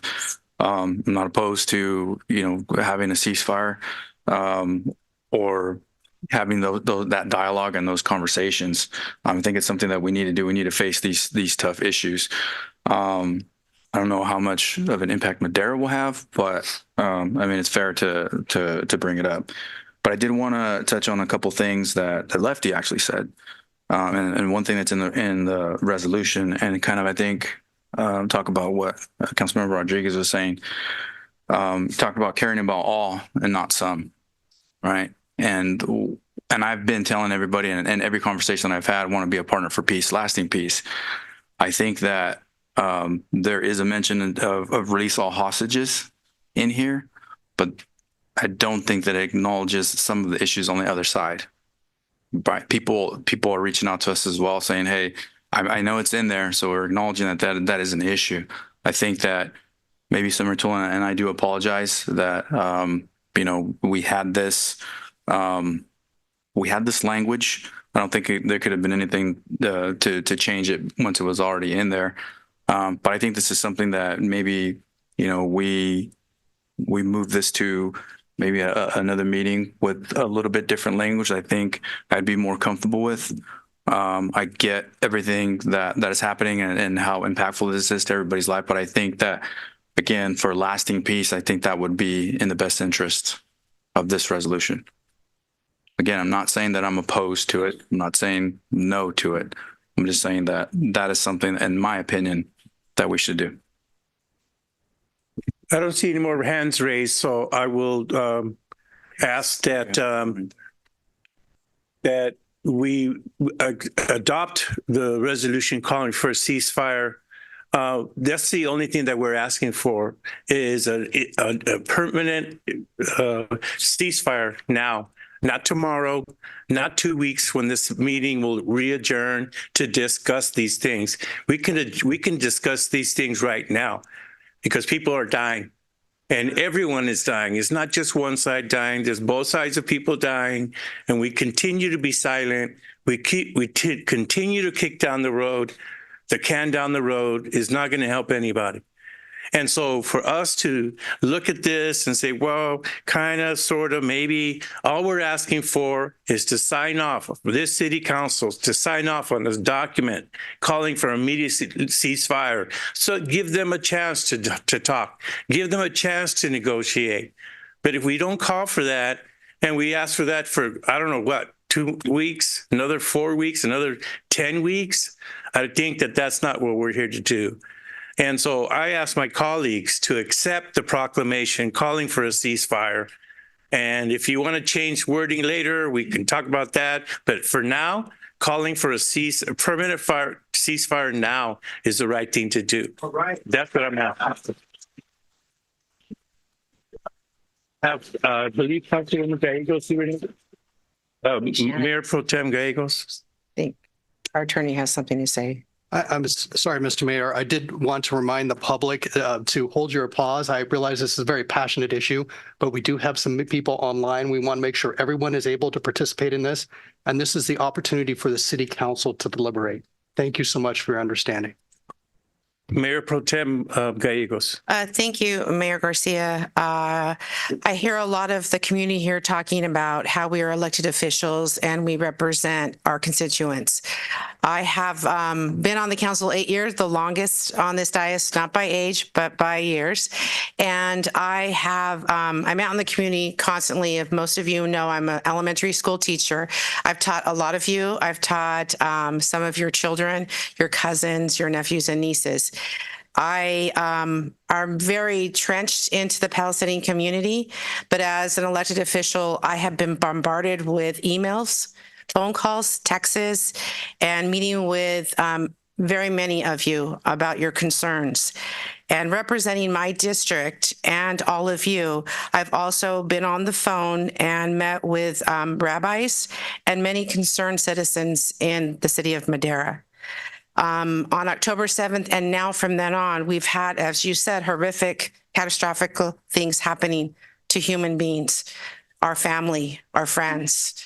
And for me in the city of Madera, I'm hoping that here in this community that you're living in right now, I'm not hearing also great things happening. So I think we need to take a pause right now and think in this community that we need to stand against prejudice, hatred, intolerance, and killing of innocent people. And I say that's happening in the Middle East, but it's also happening in our back door because of the hatred that we have amongst each other. So I pray, just like my fellow council members, for peace, nonviolence, and collaboration with the Muslim, Jewish, and Palestinian communities, because together we are stronger in numbers. I know we're at the table right now, and we're looking internationally about February 21st in 2 weeks to a ceasefire. We can do what we can do here, but it really lies on the backs of the international partners that we have. And that's when it comes to having those conversations all together. I am a total supporter of this. I represent all of you. And I respect all your beliefs and all your customs and traditions. And so I am in favor of a proclamation to be written, but it needs to represent all of us, all of our communities, all of our faiths, and all of our beliefs. So I am proud to be a Maderan. I'm proud to be your educator, teacher. I'm proud to be your friend. And I stand with you for this peace and nonviolence that's happening in your hometown country. So with that, Mayor, that's all I have to say. Thank you.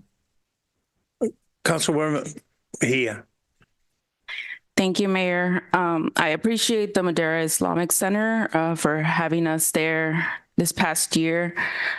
As I said then, each and every one of us has the opportunity every single day, whether we're elected officials or not, to pick up the phone, call our Congress members, and let them know where we stand. And when we look back at history, we always ask ourselves, or not all of us, but I have personally asked myself, what would I have done then? Now I have the opportunity. And while I do support a permanent ceasefire, I feel that it is something that my yes vote is the least I can do, but I think each and every one of us every day we can do something. Some of these comments resonated with me, and I am Indigenous Mexican American.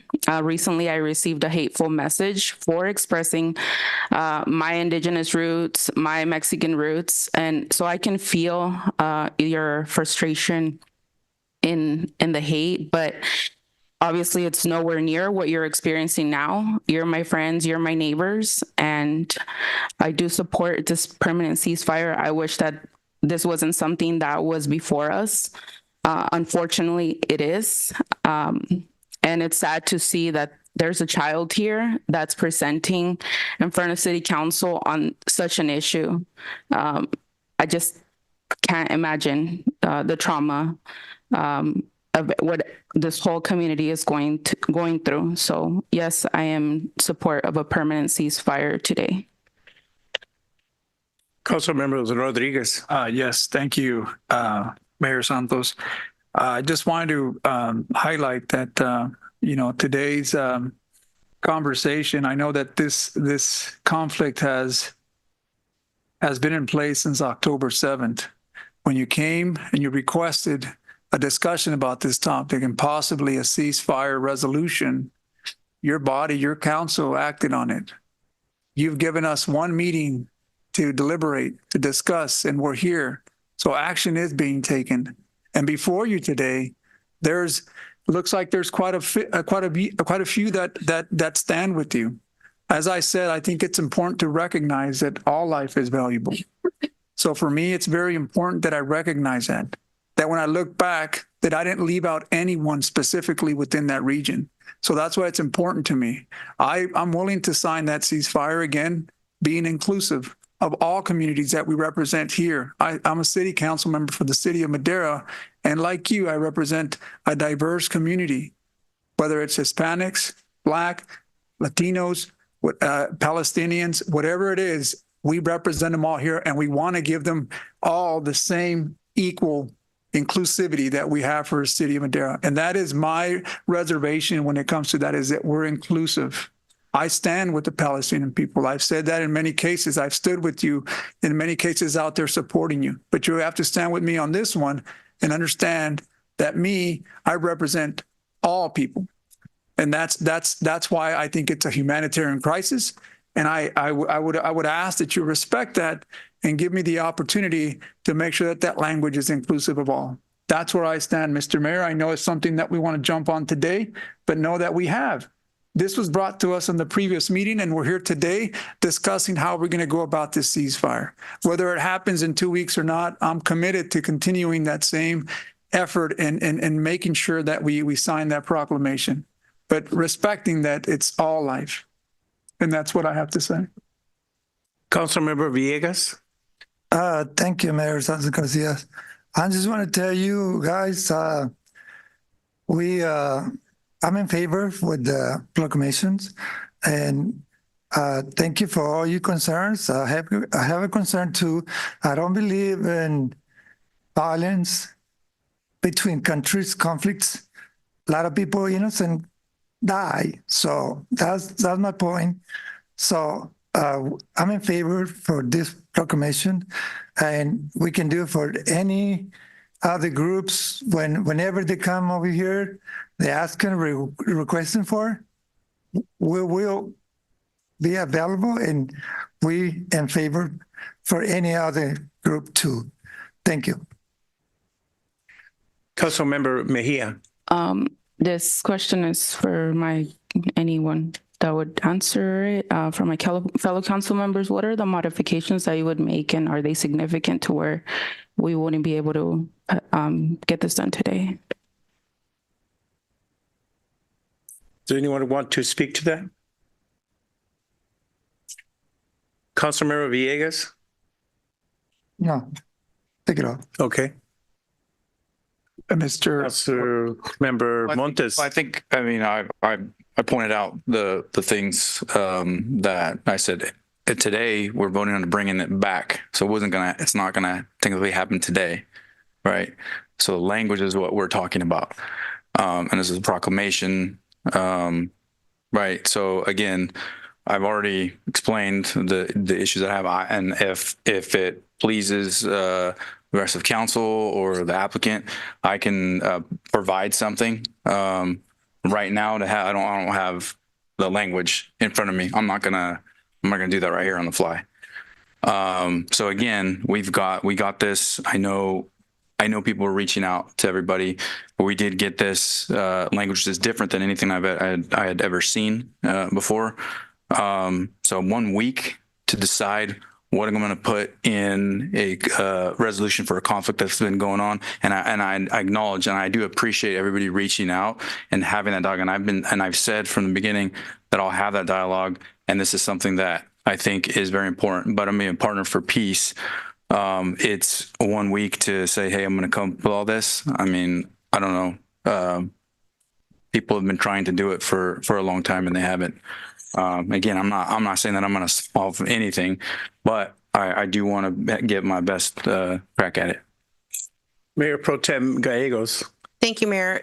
I guess this is a question for our attorney. Is it possible to pull together a council member, a staff member, and Mr. Javed, who created the proclamation, to work together? Yes, and the city manager and I were exchanging looks. I don't know if you guys caught this. Another option that we could do for you, if the council is inclined, we could either offer a broader resolution with more general language to cover the entire Middle East and for peace in general.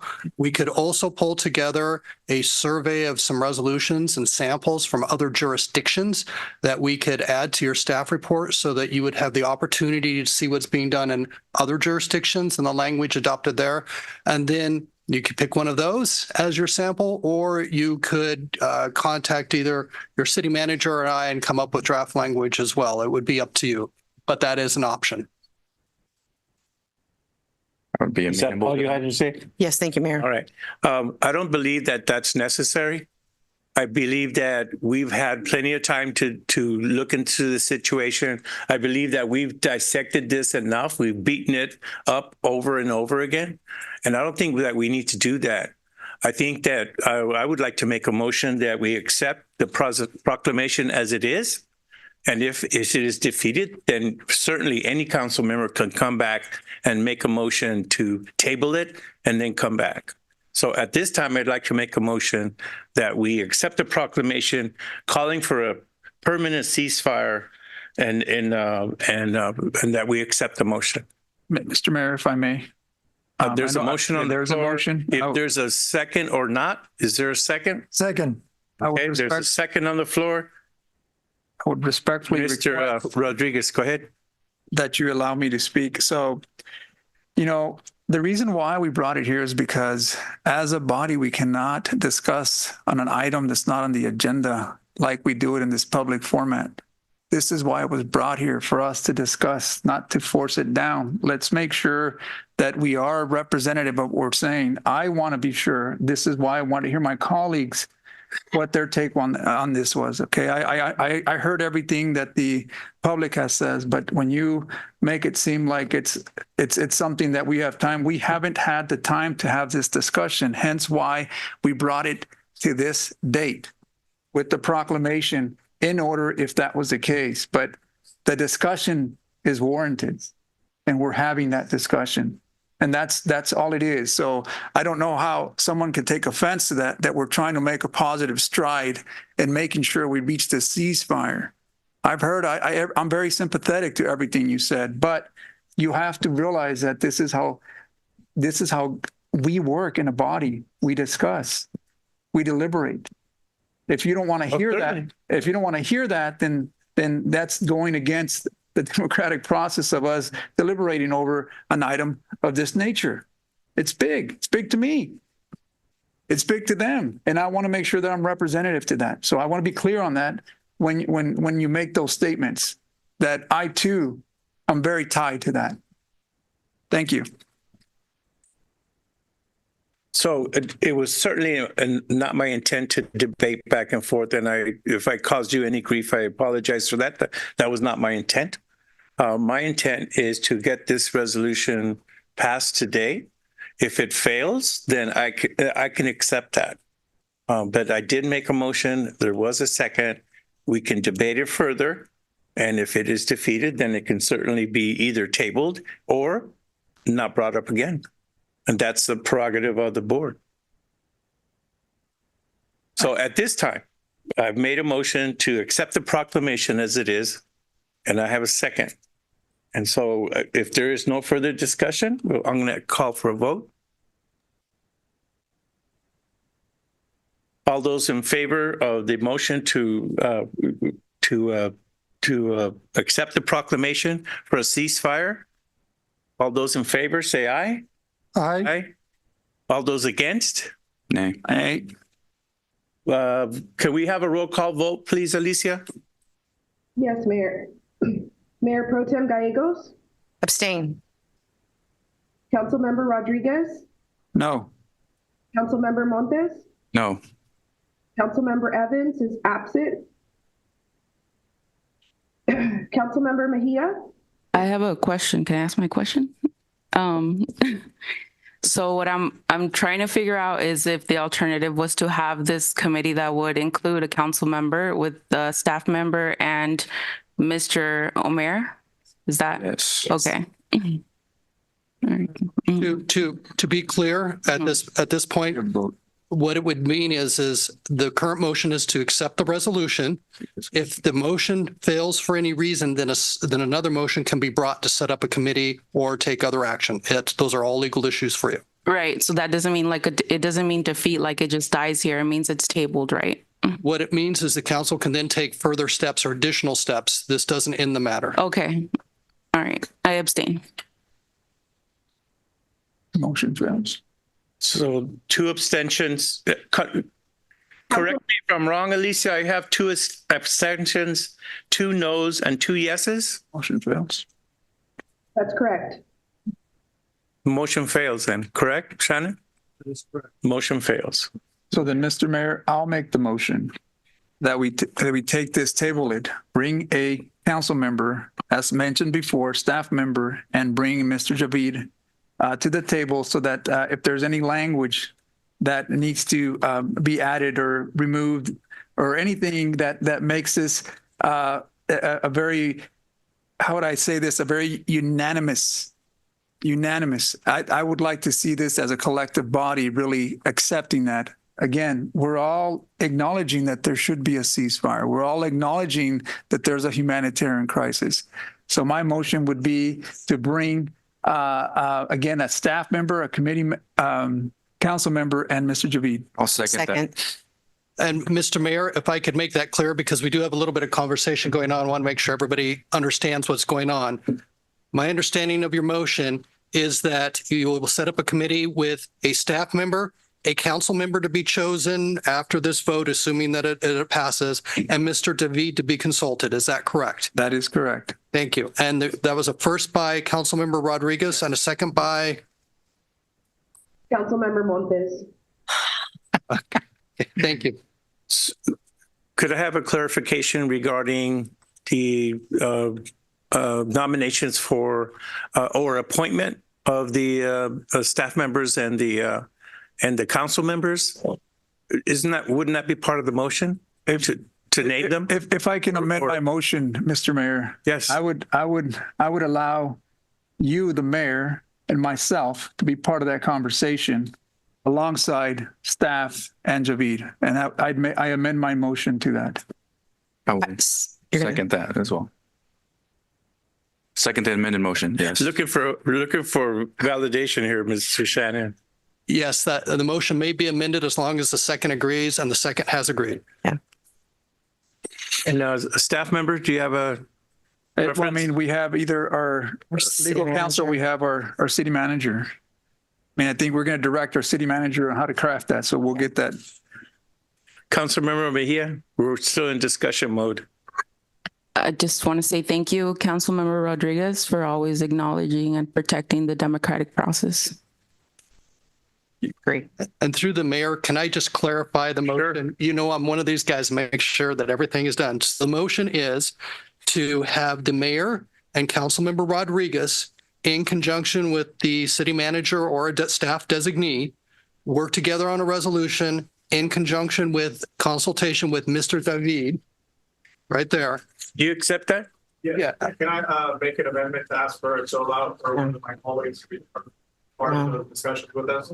So that if the mover, it could be Mr. David or a designee, or it could just be Mr. David if he's so inclined. It's up to you. I would just want to add, there's no restriction. There's restrictions on council. Yes. There's not restrictions on. Yes. So just so that we're clear, I think our legal counsel, though, wants to make sure that I have no reservation on having Mr. Javid and or a designee present. And is the second fine with the designee as well? Yeah. Thank you, Councilmember Montes. So I think we're good now. So if you could just repeat the motion and then we'll take a vote. Okay. So the motion is for the mayor and Councilmember Rodriguez to coordinate and work with the city manager or whoever staff member is selected to develop a resolution in consultation with Mr. David or a designee, and then bring it back at a future council meeting for final approval and consideration. And Mr. Javid. It's Javid. Oh, it's Javid. I'm so sorry, Mr. Javid. I've been calling you Mr. David. So, Mayor, if I may, I believe there's a point of clarification. I believe it's Mr. Javid and an additional community member. Is that correct? And or. So and or. It's an and or. And or. And Mr. Montes or Councilmember Montes, are you fine with and or? Well, I think the and or wanted to have a point of clarification. I don't know if that's appropriate. Did you want to decline or did you want to name someone else? Mention something if I may. There's no comment from the public. And there has been many cities who passed a resolution that has a lot more than we presented with you. And if any of you guys read what we presented and edited multiple times, it mentions all and everyone concerned. It does not just mention Palestinians. So if you guys can please just read it again before you say no on it. Thank you. ready for a vote? So, Mr. Mayor, there has been a first, there has been a second. Public comment is closed, and you can call a motion if you so prefer at this, or call a vote at this time if you so prefer. Yes. Motion by Councilmember Rodriguez, second by Councilmember Montes to. Mr. Mayor, before you make that motion, I know a lot of folks came out here today, and there's a sense of urgency from my understanding. So we did not spell out timeline. Is this something we want to be back ready or a proclamation or resolution on our following council or on a special council meeting alongside with our housing authority? So I'd like to have that before I amend my motion again and bring that back. So it's up to the city council. And you meet in a week, the ad hoc, and I think the sense of urgency tells me that I can meet this as soon as we can, and that's up to Mr. Javid, his assignee, and our mayor. So February question would be: would this council, would this body want to bring this back? 14th would be our next housing meeting. 14th, which is next week. Yes. So we could certainly meet and then bring it back into a special meeting for the 14th. Is that okay with you? Okay. All right. So a point of clarification, if I may, pursuant to the Brown Act, we do have some time limitations. So I'm going to ask that we meet this week so we can properly agendize the item and prepare it. Yeah. So special meeting, I think we get up to what? 24 hours. So yeah. Correct. Right. Got it. It's 25 hours. Okay, show me tomorrow. Okay. So do you want me to amend that or can you clarify that so we can make sure we're on the same page? I think the motion is, I'm sorry, Mayor and Councilmember Rodriguez will be serving on a committee with the city manager or designee to develop a resolution working in conjunction with Mr. Javed, I'm going to get there, Mr. Javed, and or any designee he may have, and that this item will be set for a special meeting on February 14th, starting at, I believe, 6 o'clock. Is that correct? We'll just have to coordinate with Housing Authority. Coordinate, but it'll be Their meeting's at 6, so we could, It's going we'll to make it happen. It's going to be after that. So the agenda should be coming out ahead of time so everybody know when that is. But I do need a nod from Councilmember Montes to make sure that we're fine. Say that one more time. No. Yes. Yes. Thank you, Councilmember.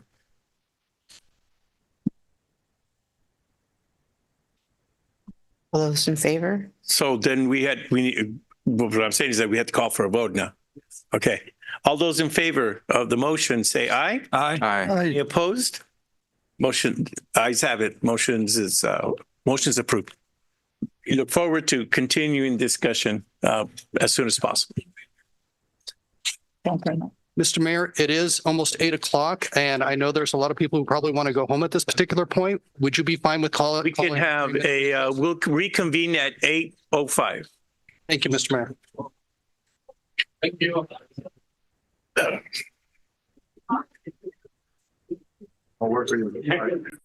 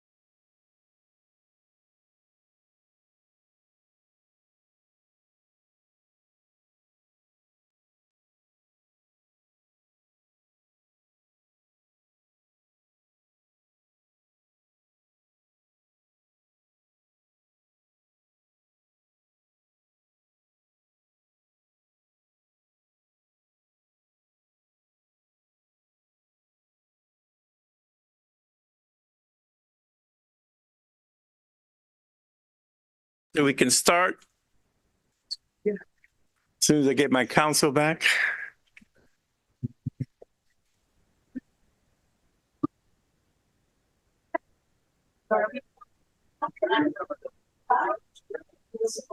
We're recording already? Yeah. Could you let them, stop it. And then let them know that we're getting started again if whoever's in.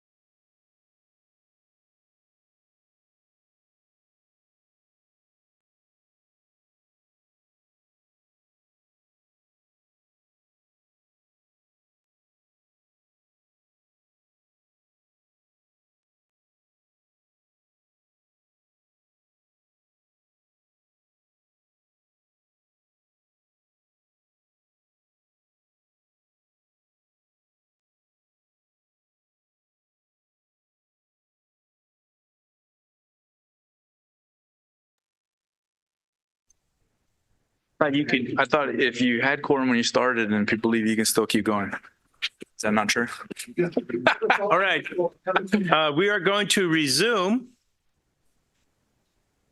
And I believe we left on item C2, consideration of rezone application number REZ 2022-2004 for 57.53 acres of property located on the southwest corner of the intersection of West Pecan Avenue and Stadium Road, Road 26.5, and associated mitigated negative declaration. Mr. Smith,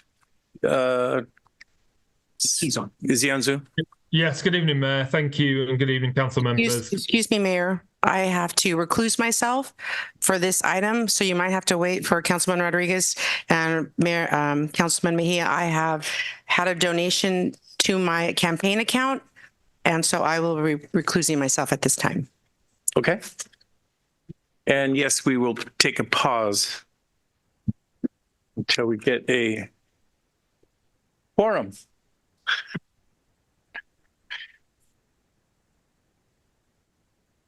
Eventually.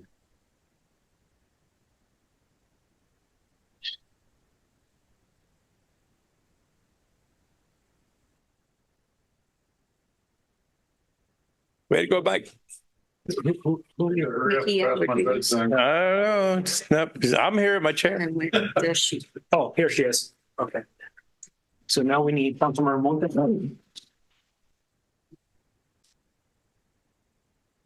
Thank you, Shannon. Yeah, I know. We lost one. We gained one and lost one. This staff is not. No, it's okay. It was on this side. You come on. I was trying to get what else. All right. And now we lost Zelda. Oh, here we go. Go ahead, Zelda. Oh. Wait, you need to pause again. I'm so sorry. We're gonna start. We don't have a quorum unless you're here.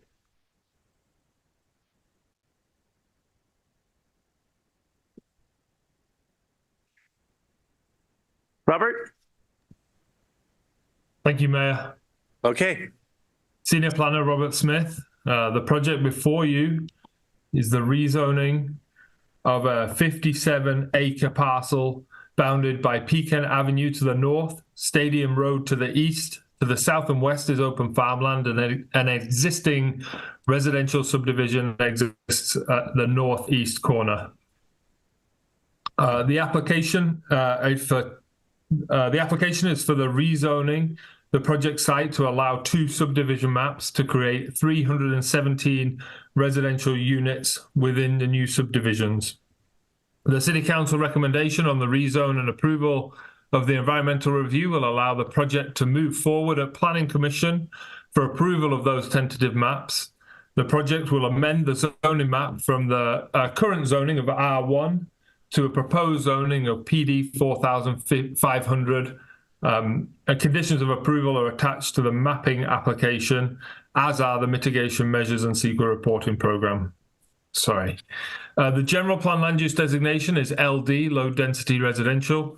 When calculated, the density retains the site within the LD portion of the land use designations due to the special arrangement of the site and remains consistent with the zone change. The uses identified in the amended zoning are consistent with the general plan. Development standards will be applied through the PD process, plan development process, and which will be determined with the next Planning Commission review of the applications. The subdivision map shows the individual residential lots and the arrangements of street, including the open space of 0.68 acres. This map shows what the updated zoning map will be if approved. And the environmental review created a mitigated negative declaration, which is recommended by Planning Commission for City Council approval and includes mitigation monitoring and reporting program. And we are now outside of the 30-day public review, which ended on January 19th. The recommendation is to waive the full reading and introduce an ordinance of the City Council approving the rezoning, amending the official map to rezone the 57-acre project site from R1 to PD 4500 zone district. Thank you. Staff are available for questions if you have them, and I believe the applicant is present also should you wish to ask them questions. Thank you. Thank you very much. Is there anyone member of the public wishing to speak under this item?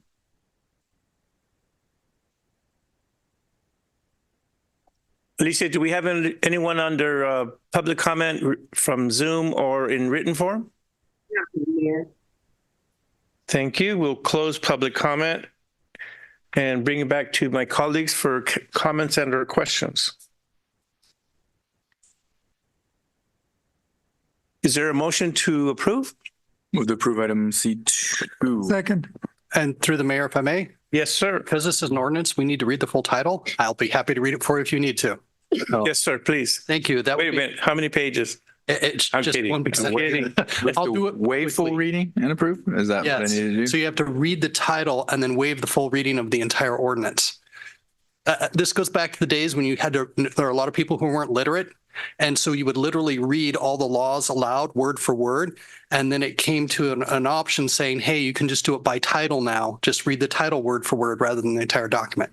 So whenever there's an ordinance, we have to read the whole thing. So I'll go ahead and read just the title portion in the staff report. That would be a motion to waive a full reading and introduce an ordinance to the City Council approving rezone 2204, amending the official zoning map of the City of Madera to rezone 57.53 plus or minus acre project size from the R1 residential 1 unit for each 6,000 square feet of site area zone district to the PD 4500 plan to develop 1 unit for each 4,500 square feet of site area zone district. This is zone district. Thank you. Sold. I move to approve the second. That was impressive.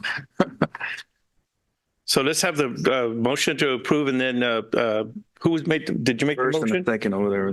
Mr. Montes and then Mr. Villegas, correct? Yeah. Motion to approve item C2 by Councilmember Montes, second by Councilmember Villegas. All those in favor say aye. Aye. Any opposed? The ayes have it. Thank you very much. Thank you, Councilmember. Hey, wait a minute. Kidding. I'm kidding. Gotta go home, go to bed now. Good night. Oh, yeah, forgot about that. And CC. We are now under item D, petitions, bids, resolutions, ordinances, and agreements. Item D1 is California Partnership of the San Joaquin Valley nominees. And of course, we lost Mr. Rodriguez. I believe he's looking for Mayor Pro Tem. Yeah, Mayor Pro Tem.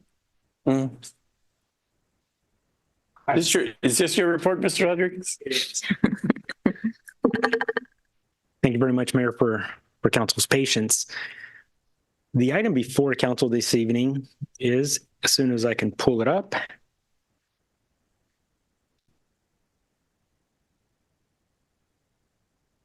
is a request by the CTC to recommend or to nominate 2 city council members to potentially serve on the California Partnership for the San Joaquin Valley. A couple of weeks ago, the MCTC reached out to city staff and they requested that the city nominate 2 elected officials to potentially represent the city. And the reason I say potentially represent the city is the same request went to the county and the same request went to Chowchilla. The request is to nominate 2 individuals, 2 elected officials. So in this particular case, 2 council members. From the county, it would be 2 board of supervisors, and from Chowchilla, it would be the same 2 city council members to potentially serve on the partnership. Those 6 names would then go to the CTC. I believe it's an executive committee. And from that, a couple of individuals would be nominated. Those individuals would then apply through the governor's office, and the governor would appoint those individuals for up to 3 years. A little bit of background on the partnership. It was created back in 2005, specifically for the San Joaquin Valley, to try to identify issues that negatively impact the valley and to identify potential funding opportunities for the valley. So this is not a Madera-centric item. Rather, it's the entire Central Valley going down as far as Kern County. So again, one of the reasons that this was created by the governor and the state legislators was specific because the Central Valley has historically faced challenges that other parts of the state have not, specific to ag, air quality, commerce, industry, education, attainment, and the list goes on.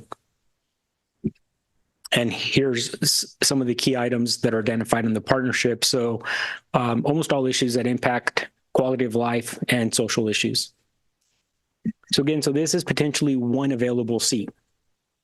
So there would be up to 6 nominations, 2 from each jurisdiction. The policy board will narrow it down to 3, and those 3 would be nominated to the governor's office.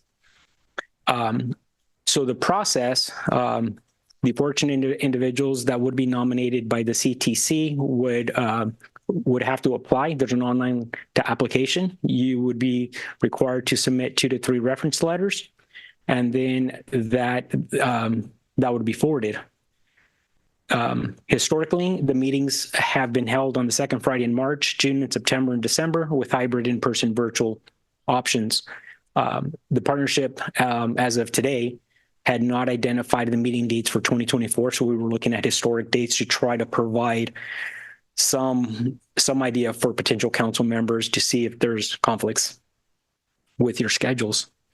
So with that, city staff is recommending that the council adopt by minute order, or I wouldn't say adopt, but nominate 2 council members for the selection process. So again, out of Madera County, our understanding is that 1 individual is going to be selected to represent the 3 different agencies. And the request this evening is to nominate 2 individuals. And again, our reading was that this position would be for up to 3 years. And it's, memory serves me, it's unpaid. So there's no compensation is how I read it. But please don't quote me on that, because some of this is new and we were trying to really try to figure out exactly what it all meant. And it's very unique. Again, it only applies to the Central Valley and not other parts of the state. So with that, that concludes staff's presentation. Thank you. Are there any members of the public wishing to have comments on item D1? Alicia, do we have any written or Zoom comments on item D1? Here.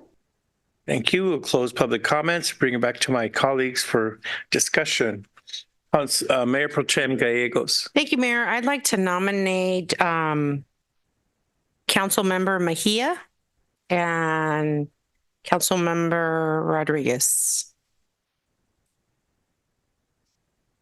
If I may, thank you very much for thinking of me, Council Mayor Pro Tem Gallegos. I just want to know what the, and I think it mentioned there a 3-year. I will say that I serve in several boards and I don't want to spread myself too thin. I appreciate the nomination. I'm going to respectfully decline only because I'm already part of several boards that I feel like I won't be as effective if I carry one more. So thank you again for your nomination. I appreciate the thought, but I would bounce this back maybe to Council Member Montes. Target. Well, it has the dates. It's quarterly, but what was the time? It was on a Friday. It was Fridays, and if It doesn't say the time. I didn't see the time. I did not have a time. We were going through old items trying to identify that. And unfortunately, I do not have like the specific time, except it was the last Friday. I'm sorry, it was the second Friday in March, June, September, and December. And they did provide a hybrid opportunity. Yeah. So either in person or virtual. Okay. I'll accept the nomination. Okay. Councilmember Mejia, did you accept? Okay. Councilmember Mejia. Thank you, Mayor Pro Tem Gallegos. I accept the nomination. You accepted the nomination also. Any further nominations? Motion by Mayor Pro Tem Gallegos. You accept both of those nominations? I'd like to nominate Councilman Montez and Councilwoman Mejia. Okay. There's a second by Councilmember Rodriguez. All those in favor say aye. Aye. Aye. Any opposed? The ayes have it. Okay. We will now move on to item D2. Consider an ordinance to amend section 8.7.08 D of the Madera Municipal Code involving delinquent date or payment of municipal utilities. Mr. Lima. Good evening, Council. Mike Lima, Director of Financial Services. Tonight, we are here to discuss an amendment to the Madera Municipal Code to adjust the delinquent billing date and delinquent date for utility bills that are issued by the city. As you probably all remember, we had a presentation on January 7th at your January 17th meeting to discuss this. So I will not go into that in detail, but I'll just kind of hit some of the highlights. Some of this will, in other words, sound pretty familiar. So right now, we have quite a few people coming here to City Hall to pay their utility bills. We get about 4,500 customers of the 16,000 that we have. They come here every month, and with all the utility bills due on the 25th of the month, we get a very long line. I'm not going to show the video that I showed on January 17th, but I think it's all burned into our heads what that line is like. Basically, it goes all the way down to the lobby, and that's consistent that way throughout the day. It is not uncommon for customers to wait in that line for extended periods to be assisted, and as a result, also because of the long line of people here to make payment, our phone calls are not being answered by our utility clerks because they are our utility representatives because they are addressing customers that are at the windows. So in order to address this issue, we presented a plan to divide Madera into 4 billing quadrants. Each billing quadrant will have a different due date for payment. We believe that moving to a billing quadrant system will result in shorter lines on the payment due dates. Just to, again, there was, during the discussion, there was some comments made, are you going to be taking away options for how people pay? I want to emphasize that we are not taking away any options. People can pay by cash, they could pay by online, they can put payments in the boxes that we have here. We're not taking away anything. We are just changing the dates by which people will be, their bills will be due. That's all we're doing. The recommended quadrant map is on the screen in front of you. This, as you might remember, we went through several options. Staff believes this is the option that will produce the most balanced lines that would come here to City Hall.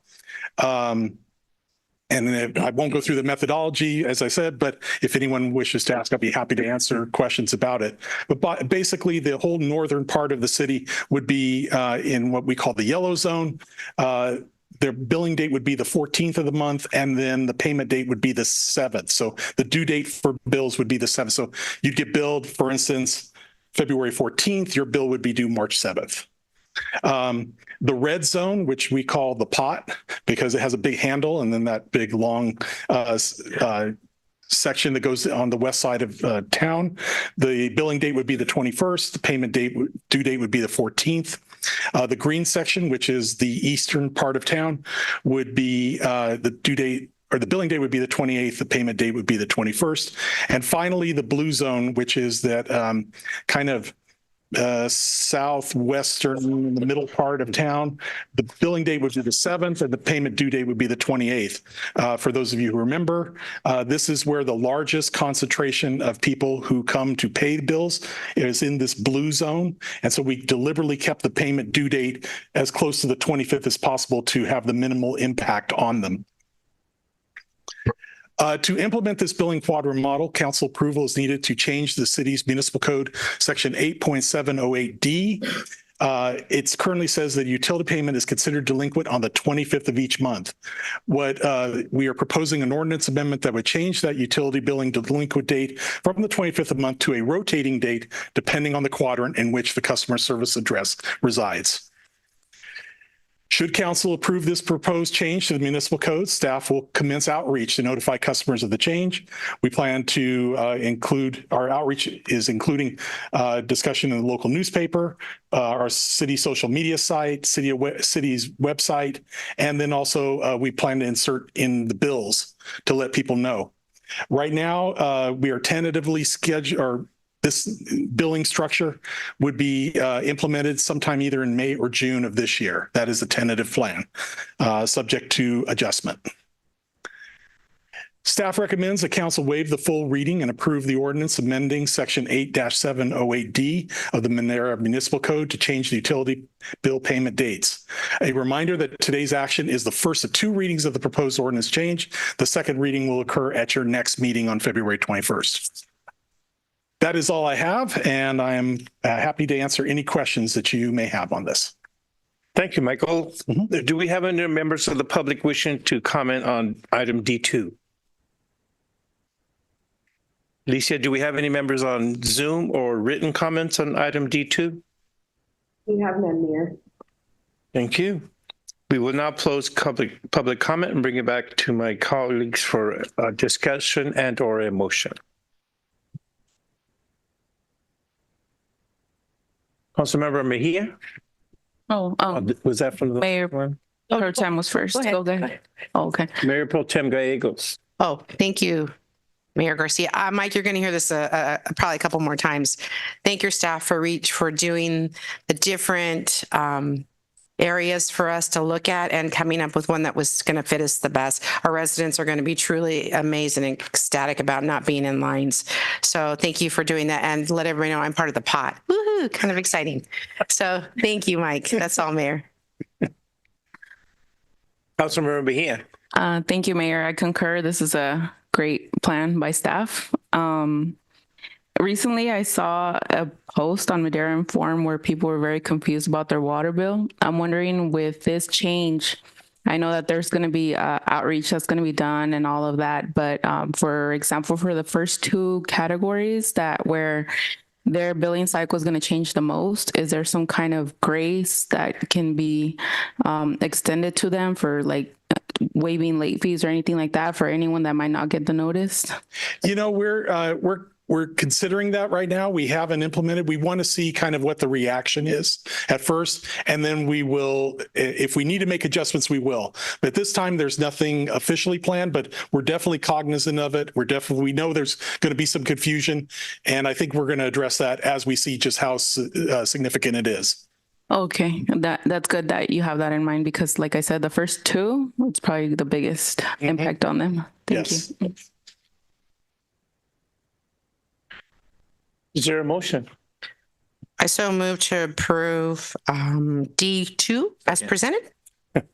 And Mr. Mayor, may I read that because it's an ordinance? Oh, that's right. Yes, sir. So sorry, the motion is It's to okay. We're getting loopy up here already. It's getting late. I'm right there with you. So the motion would be to waive the full reading and introduce an ordinance amending section 8-7.08D of the Madera Municipal Code to change utility bill payment dates. All righty. Motion by Mayor Pro Tem Gallegos, second by Councilmember Montes to motion to approve item D2. All those in favor say aye. Aye. Any opposed? The ayes have it. Thank you. Thank you very much. Now we move on to item D3, contract award for engineering services at wastewater treatment plant. Mr. Hernandez, are you on Zoom? Yes, I am, Mayor. Let me share my screen. Can everybody see my screen there? Yes. Okay. Mayor and Council, thank you for allowing us to present this evening. The purpose of this item is to issue or to approve a contract award for engineering services at the wastewater treatment facility. As you're aware, the city's wastewater treatment facility processes waste from the entire city and parts of Madera County. Although some equipment has faded, we're having a little bit of 50 years old. It's at its life expectancy. Arnoldo, could you reach out? Excuse me, Ishmael? You're cutting out. Can you hear me? Yeah, so we can hear you. Would you mind repeating this entire slide? You were cutting out. Okay. So the city's wastewater treatment facility processes waste from the entire city and parts of Madera County. Some of the equipment has been upgraded through the years, but most of the infrastructure is nearly 50 years old and it's at the end of its life expectancy. In 2020, the city procured a consultant to write a sewer system management plan. This plan outlined capital improvements needed to increase the peak hourly flow capacity at the plant, to help us get to the intended design of 10.1 million gallons per day, as well as just keep infrastructure running as smoothly as possible. Subsequent to that 2020 plan, last year we procured the services of another wastewater consultant to review the 2020 plan, meet with wastewater staff, take a tour of our plant, and help us to prioritize the first round of improvements. This slide here shows 6 different projects that we are hoping to have completed. So the purpose of this contract that we're looking at tonight is for a consultant to design all 6 of these projects and help us bid those out for construction later on this year, or bid out to construction later on this year. As you can see, the total cost of the projects will be currently estimated at $6.8 million, which is largely going to be covered by ARPA funds. We notified the RFP by advertising in the Madera Tribune, upload to Planet Bids, and direct invitation to consultants that Madera has worked with in the past that are local within driving distance. 353 engineering firms were notified in total. We received 2 responsive proposals. Those proposals were scored based on expertise, past performance, availability, proposed approach, and overall suitability. The bids received were ranked and weighted, and as you can see, the weighted scores here. Stantec Consulting Services received a score of 74%, and AECOM Technical Services received a score of 70.5%. So the funding for these engineering services and subsequent capital improvements will be largely from the American Rescue Plan Act of 2021, also known as ARPA funds, will not negatively affect the existing budget for the wastewater plant. So the recommendation from staff is that council would adopt a resolution awarding a contract for engineering services at the wastewater treatment facility in response to the request for proposal number 2023-24-19 to Stantec Consulting Services in the amount of $582,000. And if you have any questions, I'd be happy to answer. Thank you. So are there any members of the public wishing to comment on item D3, contract award? Alicia, do we have any written or Zoom comments? We have none, Mayor. Thank you. We will now close public comment and bring it back to my colleagues for comments and or a motion. Item D3. Going once. So I move to approve item, you said D3, right? Second. D2. Motion to approve item D3 by Councilmember Montes, second by Councilmember Villegas. All those in favor say aye. Aye. Any opposed? Ayes have it. Thank you very much. Thank you. We will now move on to item D4, indemnification and cost recovery agreements for commercial cannabis businesses, CCB permits. Mr. Tackett? Yes, thank you. Good evening, Mayor Garcia, Mayor Pro Tem Gallegos, council members, Will Tackett, Community Development Director. I do not have a presentation prepared tonight. The indemnification and cost recovery agreements before you this evening are required by City Municipal Code for commercial cannabis business permits. We are presenting indemnification cost recovery agreements for all 6 of our standard retail and micro business commercial cannabis permit awardees, as well as both, that is 2 social equity applicant awardees. The indemnification agreements are presented in a form that was prepared and approved by the city attorney, and staff is recommending approval to the council. I'm available to field any questions the council may have. Thank you. Thank you. Are there any members of the public wishing to comment on item D4? Alicia, do we have any Zoom or written comments on item D4? We have none, Mayor. Thank you. Close public comment, bring it back to my colleagues for discussion and or a motion. I so move to approve D4 as presented. Second. You have a question? Me? No? I don't have a question. Okay. Motion to approve item D4 by Mayor Pro Tem Gallegos, second by Councilmember Montes. All those in favor say aye. Aye. Aye. Opposed? The ayes have it. Thank you very much, Will. Next up, we have item D5, agreement with Juarez Brothers General Engineering for McNally Park Basketball Courts Reconstruction Project. Joseph, do you have this item up? Yes, sir.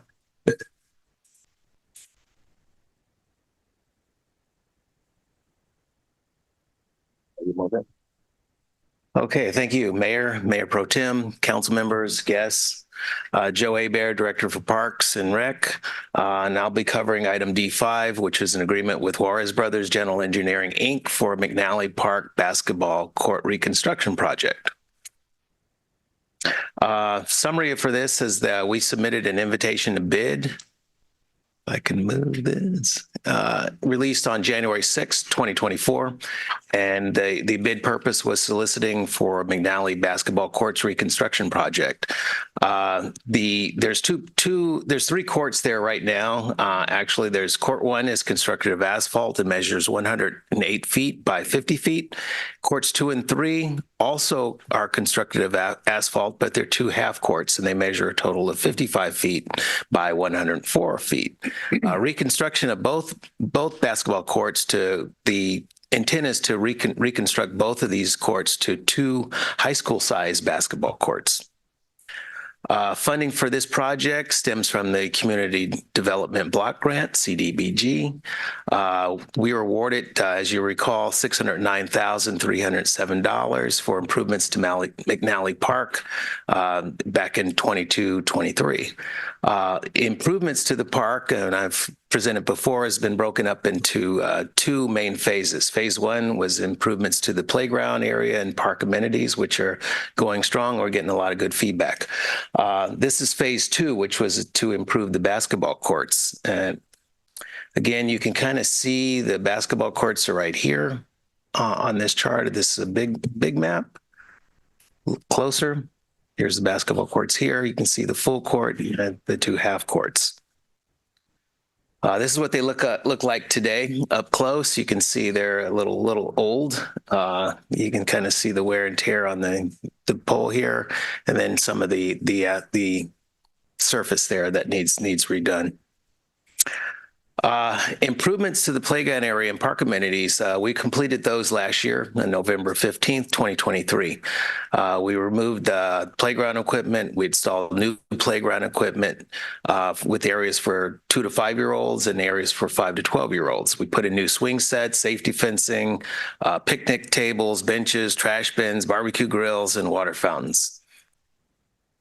Phase 2 had to do mainly with the basketball courts, and we released, as I mentioned earlier, released the bid on January 6, 2024. We published in the Madera Tribune on January 6th and 13th of this year. And we also published on several other platforms. A total of 4 bids were received on January 29th in response to our bid. We got a bid from Juarez Brothers General Engineering, Inc., JT2 Inc., Harris Development Corporation, DBA HBC Enterprises, and B&M Builders Inc. As you can see, the low bidder here was Juarez Brothers General Engineering Inc. at $218,353. Pretty big span here. It's going from $315 to $218. So we were really fortunate to get that low bid, and we're very happy about it. And actually, if you look at the next closest one, we still made a good chunk of change on that. Juarez Brothers General Engineering, Inc., which is very, very good for us. It's a local contractor located in Madera County. They do have an active Department of Industrial Relations registration. They have an active contractor state license, no disbarments. And again, they had the low bid at $218,353. They're the only local contractor in the county of Madera to submit a bid. I'll go through this. You can kind of see, this is what I talked about earlier in phase 1. This is what we spent for phase 1, going through all the things that I talk about, the amenities and the playground. Phase 2, what we spent to date was we did outsource to an engineering firm to help us with the design. And then we spent $39,500 and then a little over $2,300 for advertisement. Total cost to date is about $41,828.30. Total costs for phase 1 and 2 to date is $289,785.58. Again, going back to this, our total award was $609,307, so which leaves us a remaining balance of $319,521.42. So our original engineering estimate, which was $276,000, and this is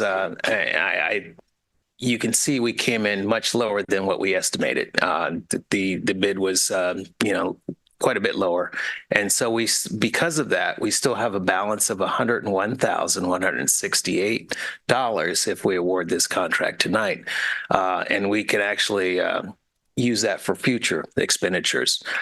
Some of the improvements that we're considering will include, but not limited to, a children's basketball court, which we have a lower net, maybe the playground area expansion, or additional amenities. 2 of the existing courts are woefully undersized, and they'll go from, like I mentioned, we'll go from 3 courts to 2 courts. And this will result in 2 high school regulation courts. I've gotten a lot of feedback from the community. They're looking for that kids court. We just didn't think we we're going to have enough money to actually do that in this go round. So with the extra money, we might be able to make some folks happy in the neighborhood. The city has 1 other court, and that's at the Pan Am Center. And when we do finish the James Talbot Park, we'll provide another half basketball court. And we're going to seek funds to find, I guess, to increase those courts in around the city. But we do have some funds that I think we can do that half court. Our recommendation is we adopt a resolution awarding a contract to Juarez Brothers General Engineering, Inc. for the McNally Parks reconstruction for $218,353. And that concludes my presentation. I'll accept any questions. Very nice, Joseph. Thank you. Are there any members of the public wishing to comment on item D5? Alicia, do we have any written or Zoom comments on item D5? Okay, we'll close public comment, bring it back to my colleagues for questions, comments, and or a motion. I so move to approve D5 as presented. Second.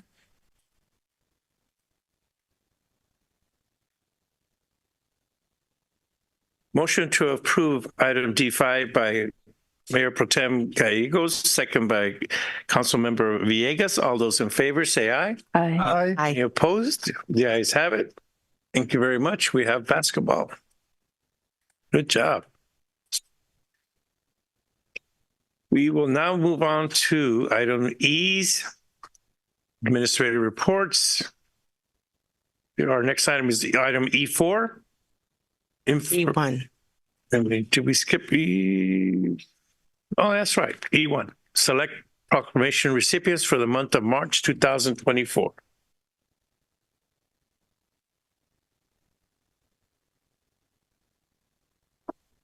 Alicia, do you have this item? Mayor, thank you. One moment while I share my screen.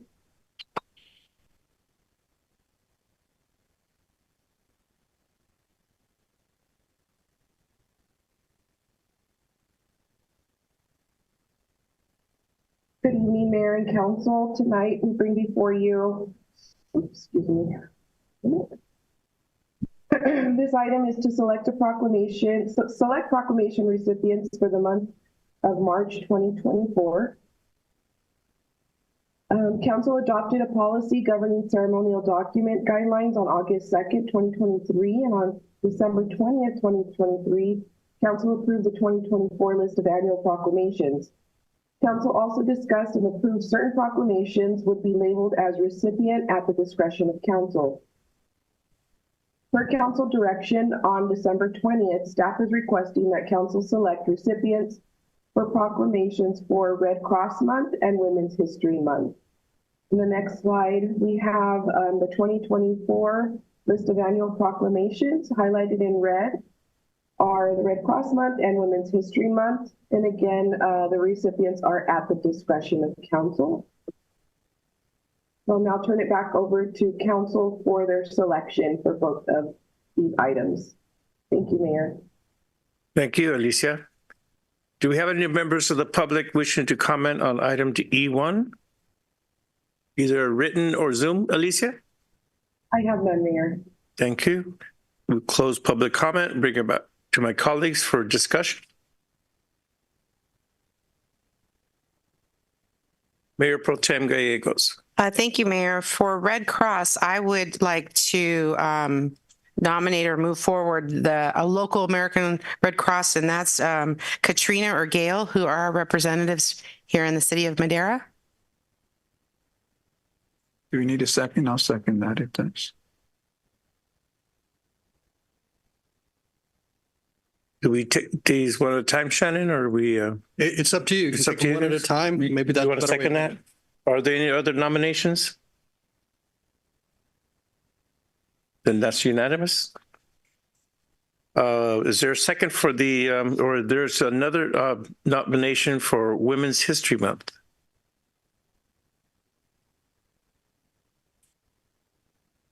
Councilmember Mejia. I'd like to make a nomination. I'd like to nominate Ms. Gail McIntyre. I'll second that. Mayor Pro Tem Gallegos. I'm good with that. Thank you. There's no further nominations. That's unanimous. All those in favor say aye. Aye. Aye. Opposed? There we go. Easy. Thank you, Mayor and Council. Thank you, Alicia. Hope you feel better. Item E4 is an informational report on Madera City fire activities. There we go, Mr. Duran. This one.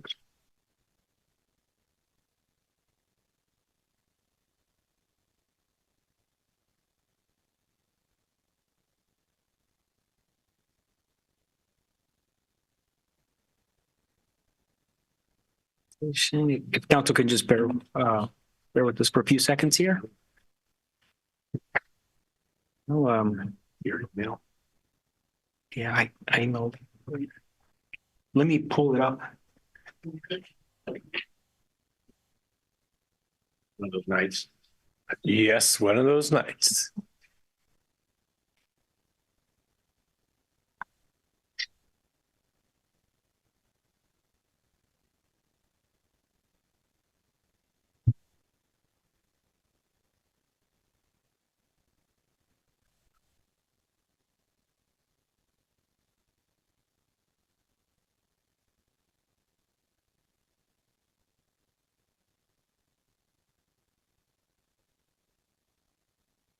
That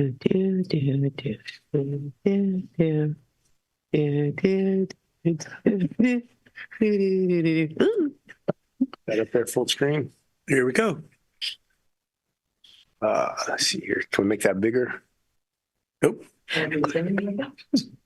It was just in a small screen format. I couldn't see it on my screen.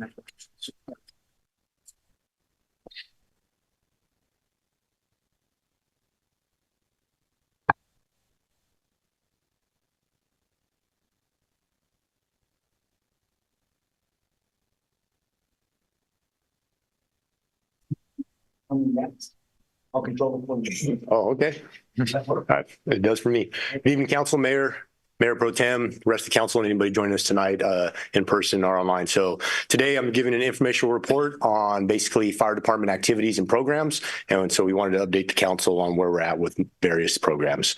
We're going to discuss everything from our vehicles to the hydrants, the inspection program, our facility maintenance, service and upgrades and servicing, and our personal protective equipment. Next slide. This right here is just an overview so you can kind of see what equipment we have at each station that we serviced. And as you can see, there's no less than 3 pieces of equipment at each station that we had to service throughout the year. Next slide, please.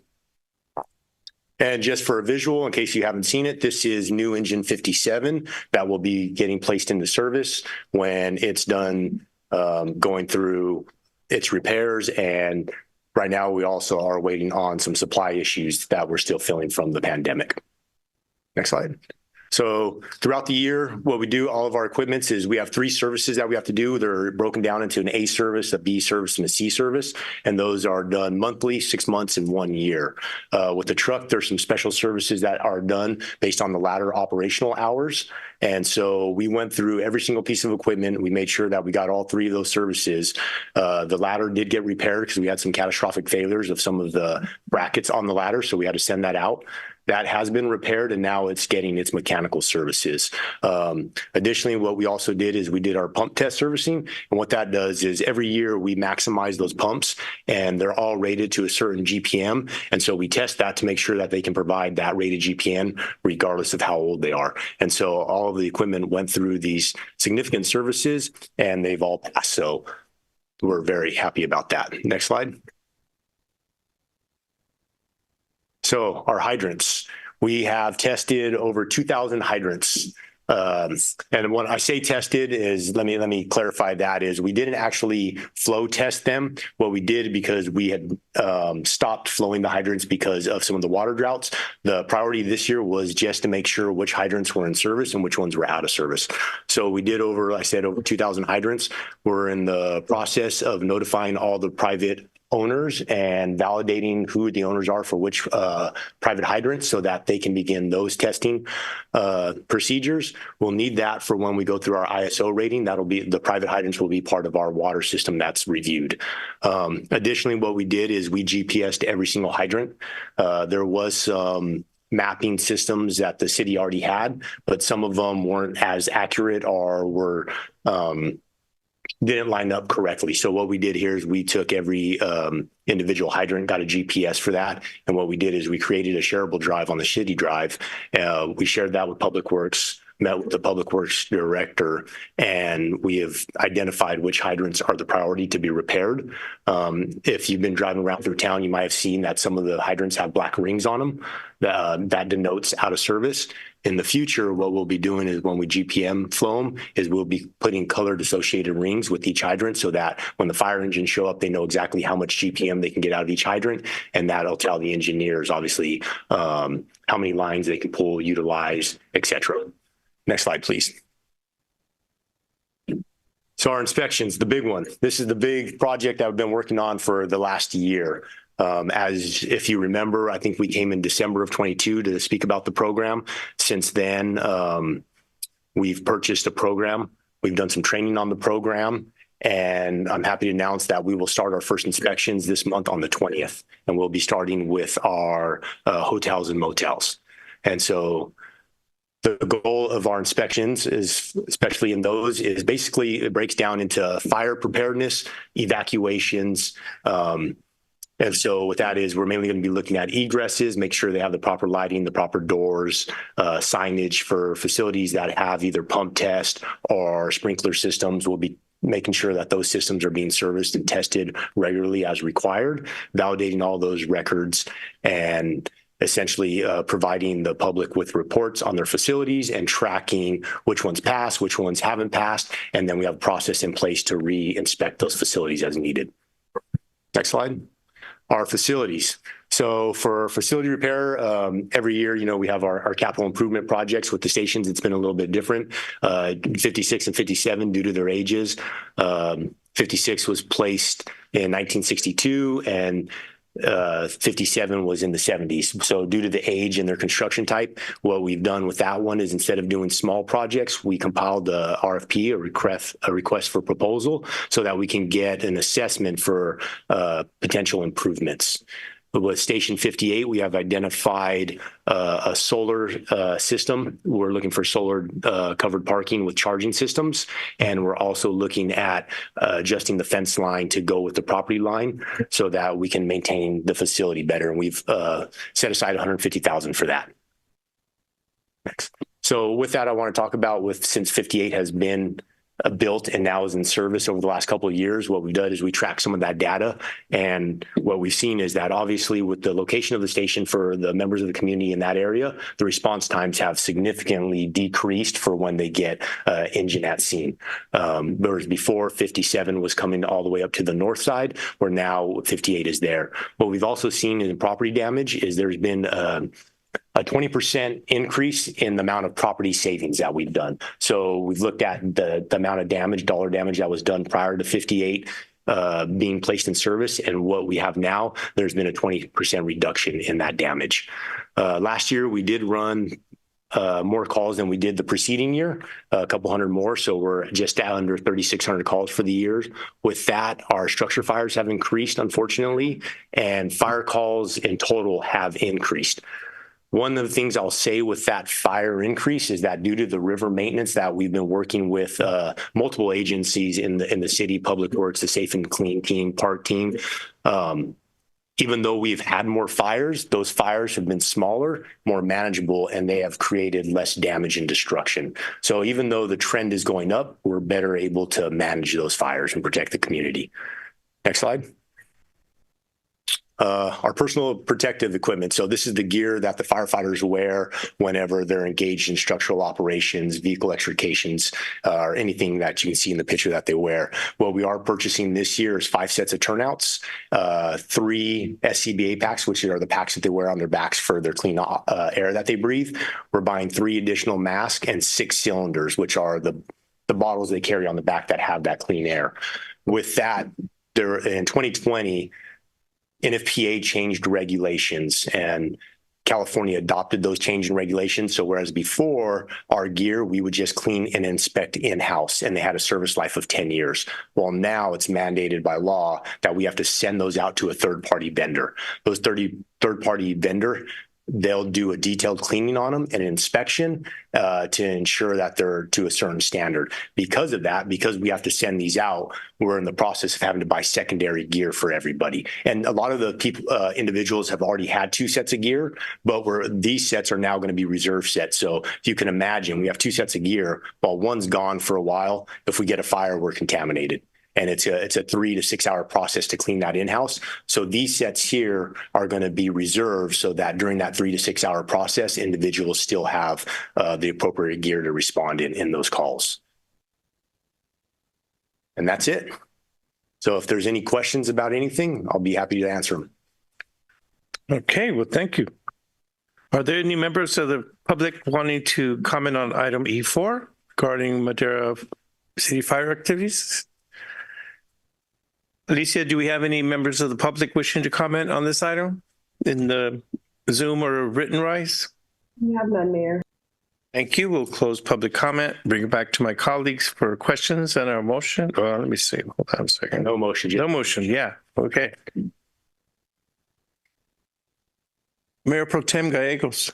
Thank you, Mayor Garcia. Chief Duran, just one quick question. You talked about looking into the solar for car overhangs or something. Yeah. When we built Fire Station 58, we had RM design retrofit solar for that building. So when we had enough money, we could put it on. Have you looked at that too? We have looked at multiple avenues. One of the things is that of the goals, covered parking was one of the goals. So this would be two of the goals at the same time, meeting that. And we're looking at putting in charging stations as well. So we are getting quotes, multiple quotes, and then we'll determine which is the best avenue to go down. Okay, perfect. Thank you. Councilmember Mejia. Thank you, Mayor. Have illegal fireworks also been another contributor to the increase? For fires, I didn't track the data per se of individual events. I did an annual. I can get back and look at how, the weeks preceding 4th of July and afterwards, but we were over 830 something fires this year alone. That includes the structure fires. And that was a couple hundred, probably about 200 more than it was last year. So I would say that the 4th of July was probably a contributing factor amongst other things. Oh, thank you. Yeah. Regarding the fire hydrants, are we done with that study regarding how many are operable or? No. So we have currently, we have 61 that are completely inoperable. There are about another 163, 165 that have some type of problem identified. That problem can be anything from there's clearance requirements and, people plant trees. So it could be that, it could be a stiff cap. It could be something leaking. The hydrant is operable, but it's not operable at its highest level. So the primary concern right now that we have identified are the 63 that are completely out of service. And then from there, we'll go down and fix the other ones based on their individual need. So those 63 is a matter of cost, of production? So honestly, some of those fire hydrants have to be taken apart to understand why they're broken. We don't take them apart. That would require either disassembling the whole top or removing it. And unfortunately, that's not something that we've done to them. All we did was get a baseline of which hydrants are working, which ones are not. We've shared that with Public Works, and then they're taking care of the maintenance end. Okay. All right. Okay. Well, thank you. That's all I had. Any further comments? No, I don't see any. Thank you. Thank you. We move on to item E5, Madera County Economic Development Commission 2024-2025 annual base service level budget. Is Darren still down south? Yeah. Yeah. Is he? I'm also on online here. All right, Darren. We're not approving if you're not here, Darren. Oh my gosh. Well, I can come back to the next council meeting as well. Oh, I'm sure Lois will do fine. So do you have this report, Darren? Yeah, we're prepared to present. Okay. So is the PowerPoint up? Not yet. Hold on a sec. Almost. Alrighty. There we go.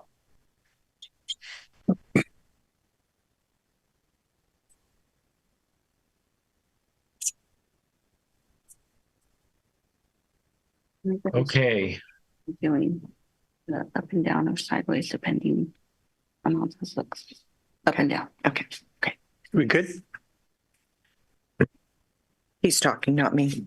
All right, Darren, you're on. Oh, okay, everybody. Hey, I'm sorry I could not be there in person today, but I'm at the Westpac conference this week. So I wanted to get this in process. Next year, we'll make a note to start this in January so I can be there in present. So I can be there and do this in person. As you know, just a few months ago, I did an update before you all, just to let you guys know what was going on. And in our highlights section here, we're still focusing on, marketing, lead generation, tracking. We have multiple projects, many expansion projects in the city of Madera, working with various organizations, and then our budget request to you all. So, and on the marketing slide, it's the same information that we've covered in the past. We continue to build our electronic newsletter. I think that our recent one went out today. Trade shows. Well, I'm here at Westpac doing outreach with the Central Valley Economic Development Corporation for manufacturing organizations and businesses throughout the country. Also participated in CalFund in December.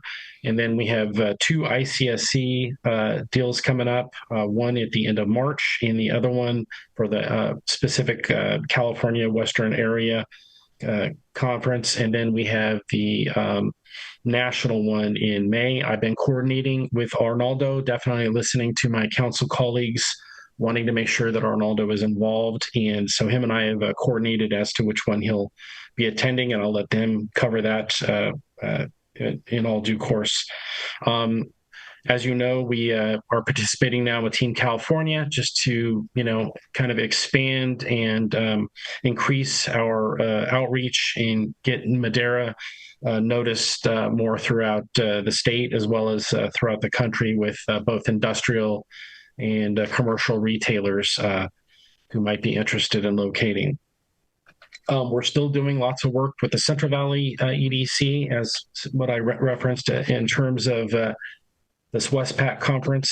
We did a presentation before Site Selectors Guild online in December, where I profiled 2 properties in the city of Madera to highlight their availability for various industrial and or commercial retail projects.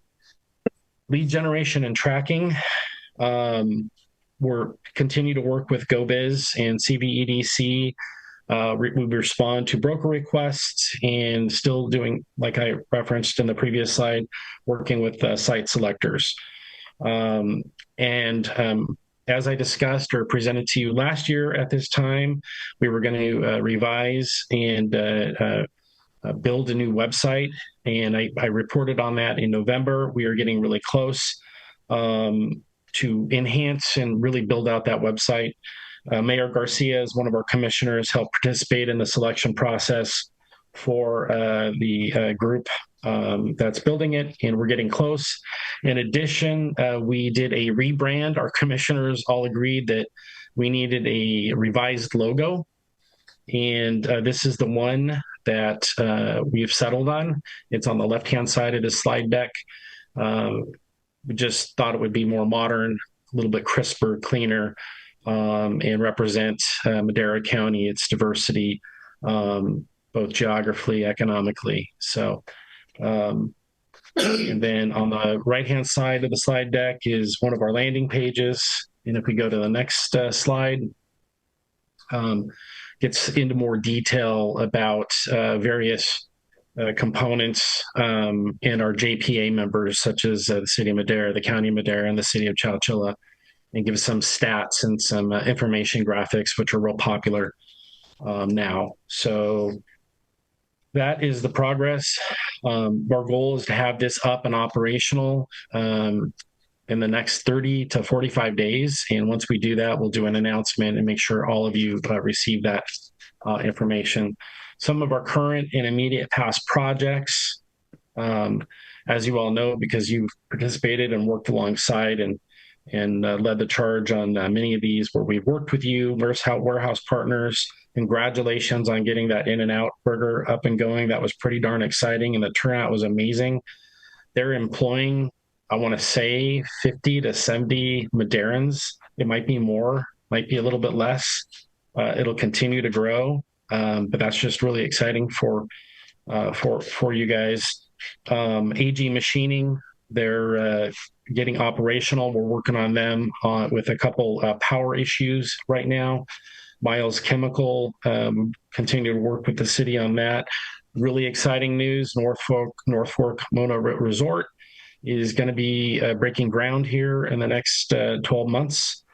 Smart and Final's now open, and then we're working with staff on California Custom Processing, some of their expansion, which will be adding jobs. And there's a few others in here that we didn't list because I'm just out of room, but IRM and Ready Roast all are looking to do expansions here, which all mean jobs, which mean rooftops, which means tax base, which will just help, the cause moving forward.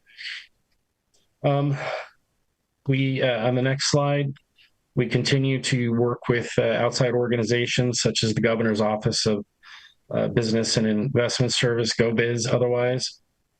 As I told you last February, when I did my first presentation before you, our goal was to get up the Greater Madera County Industrial Association, which we help facilitate. We don't control, but we help facilitate. We now have that organization up and going. So we have our local manufacturers talking to each other, as well as engaging with each other on opportunities, as well as becoming more informed and or even working with the county as well as the city on issues specific to them. So some pretty cool stuff going on there with some of those partners. All of them have to do with expansions, adding jobs, and just generating more activity. Still involved with the California Association of Local Economic Development, CalEd. So I attended a 2-day seminar or a 1-day seminar back in January with them on real estate finance. And then I've already referenced this, but serve on the board of the Central Valley Economic Development Corp, doing outreach as part of our 8-county group. So on to the fun stuff, where I got my hat in hand, and hopefully Councilmember Gallegos doesn't beat me up too much here. So our fiscal year comparisons, 24 to 25, for the city of Madera, we're asking for $188,000, oh, my print is so small here, $186,081.37. And then in comparison to $181,437.86 for fiscal year 23-24. In our next slide, in our projected expenses, again, you can see the breakdown of basically staff, and then all the other necessary requirements to run an organization and do this work. The reason for the increase, it's somewhat similar to last year, but part of it's for a 3.2% COLA for staff, not including myself. I do not get any part of this.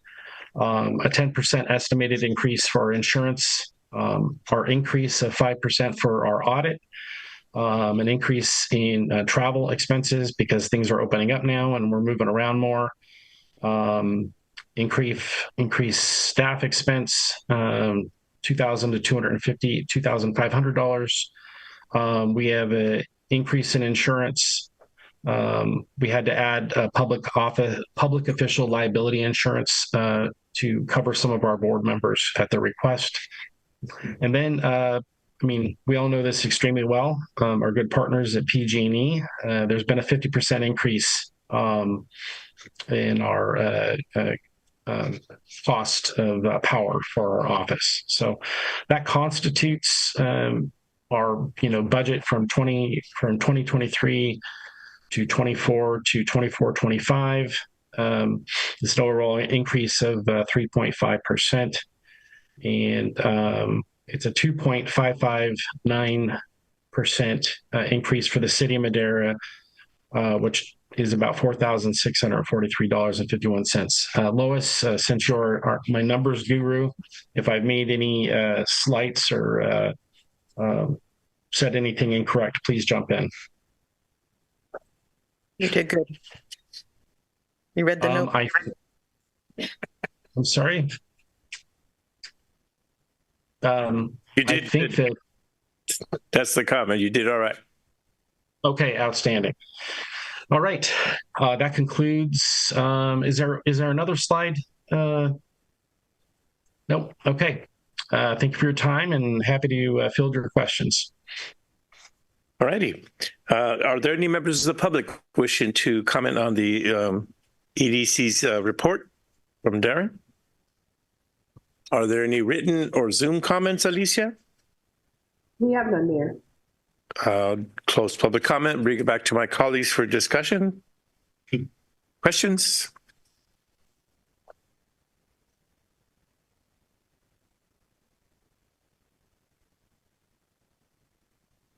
Anyone have a motion? Approve E5 as presented. Second.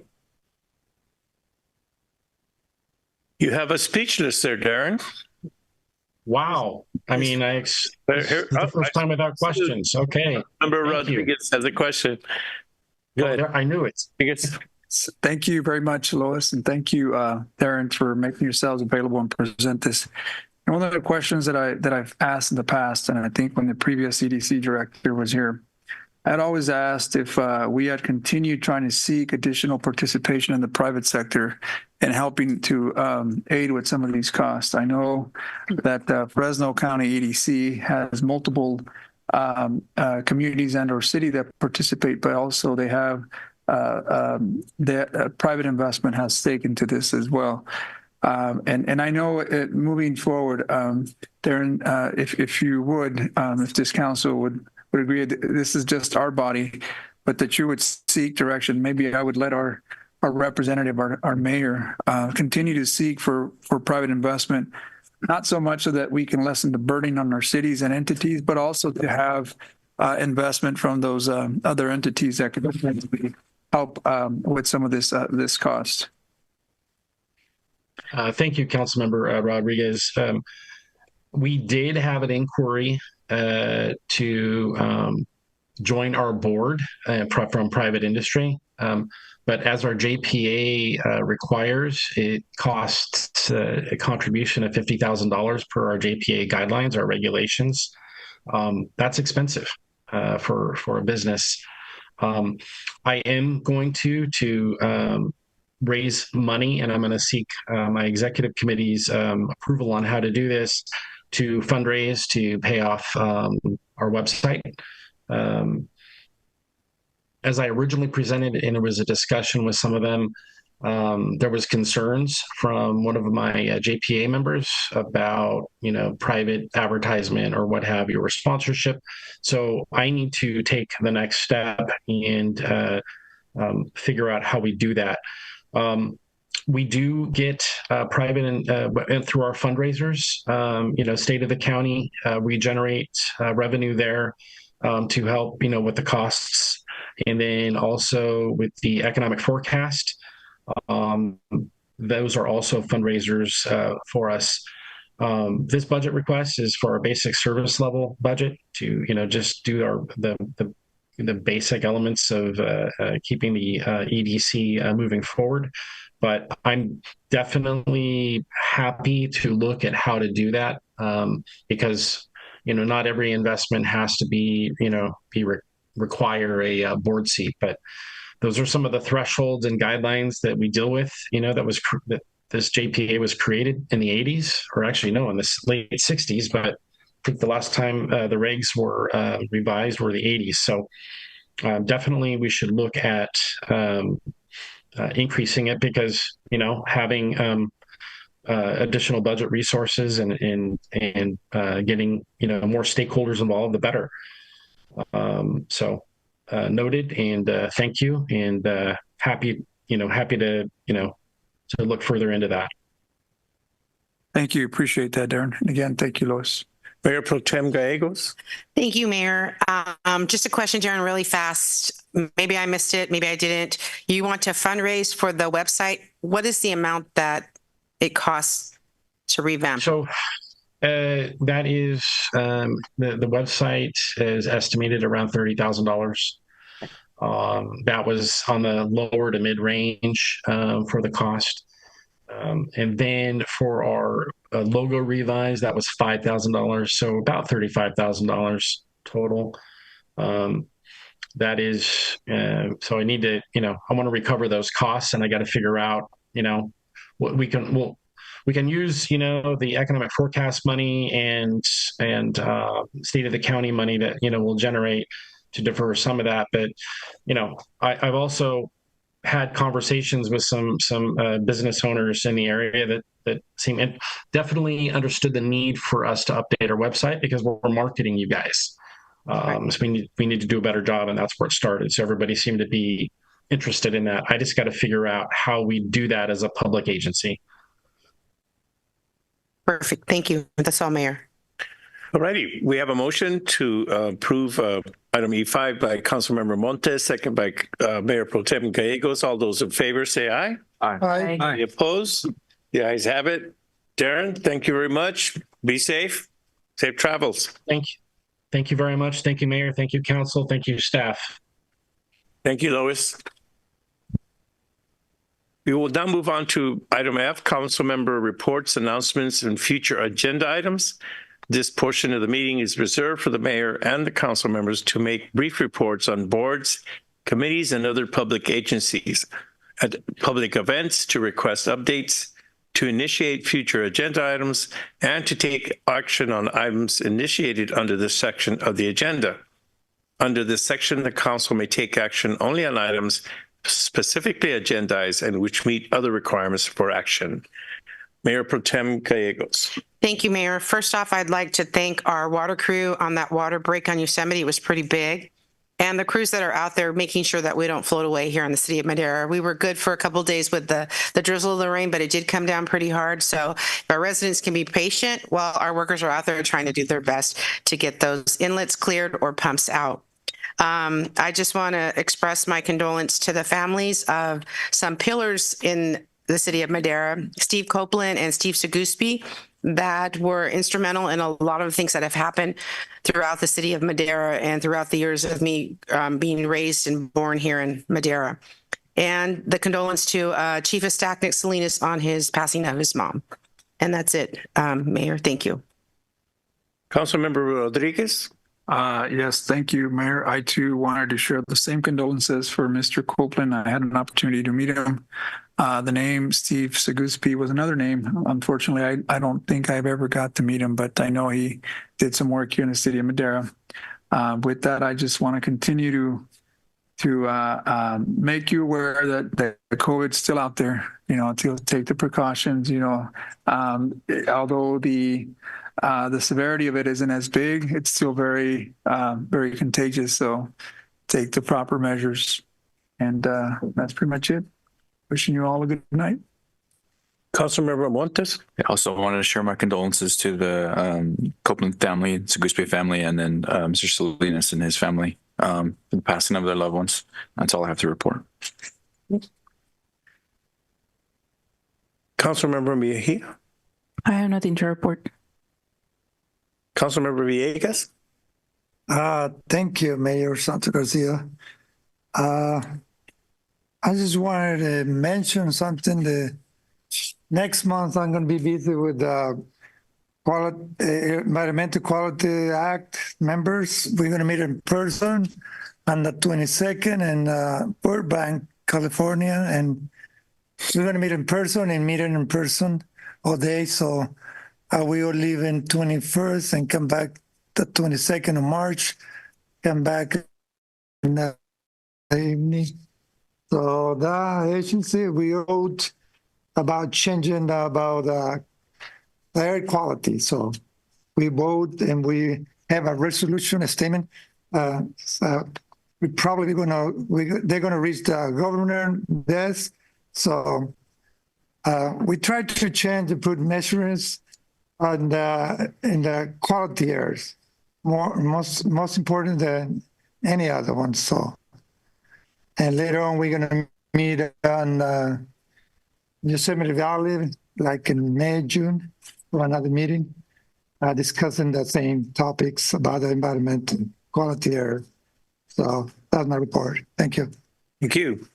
Just want to mention two things. My colleagues have mentioned a couple of them, but attending the police department awards and promotions was very gratifying, and it was really good to see friends and family there to celebrate our police department's achievements.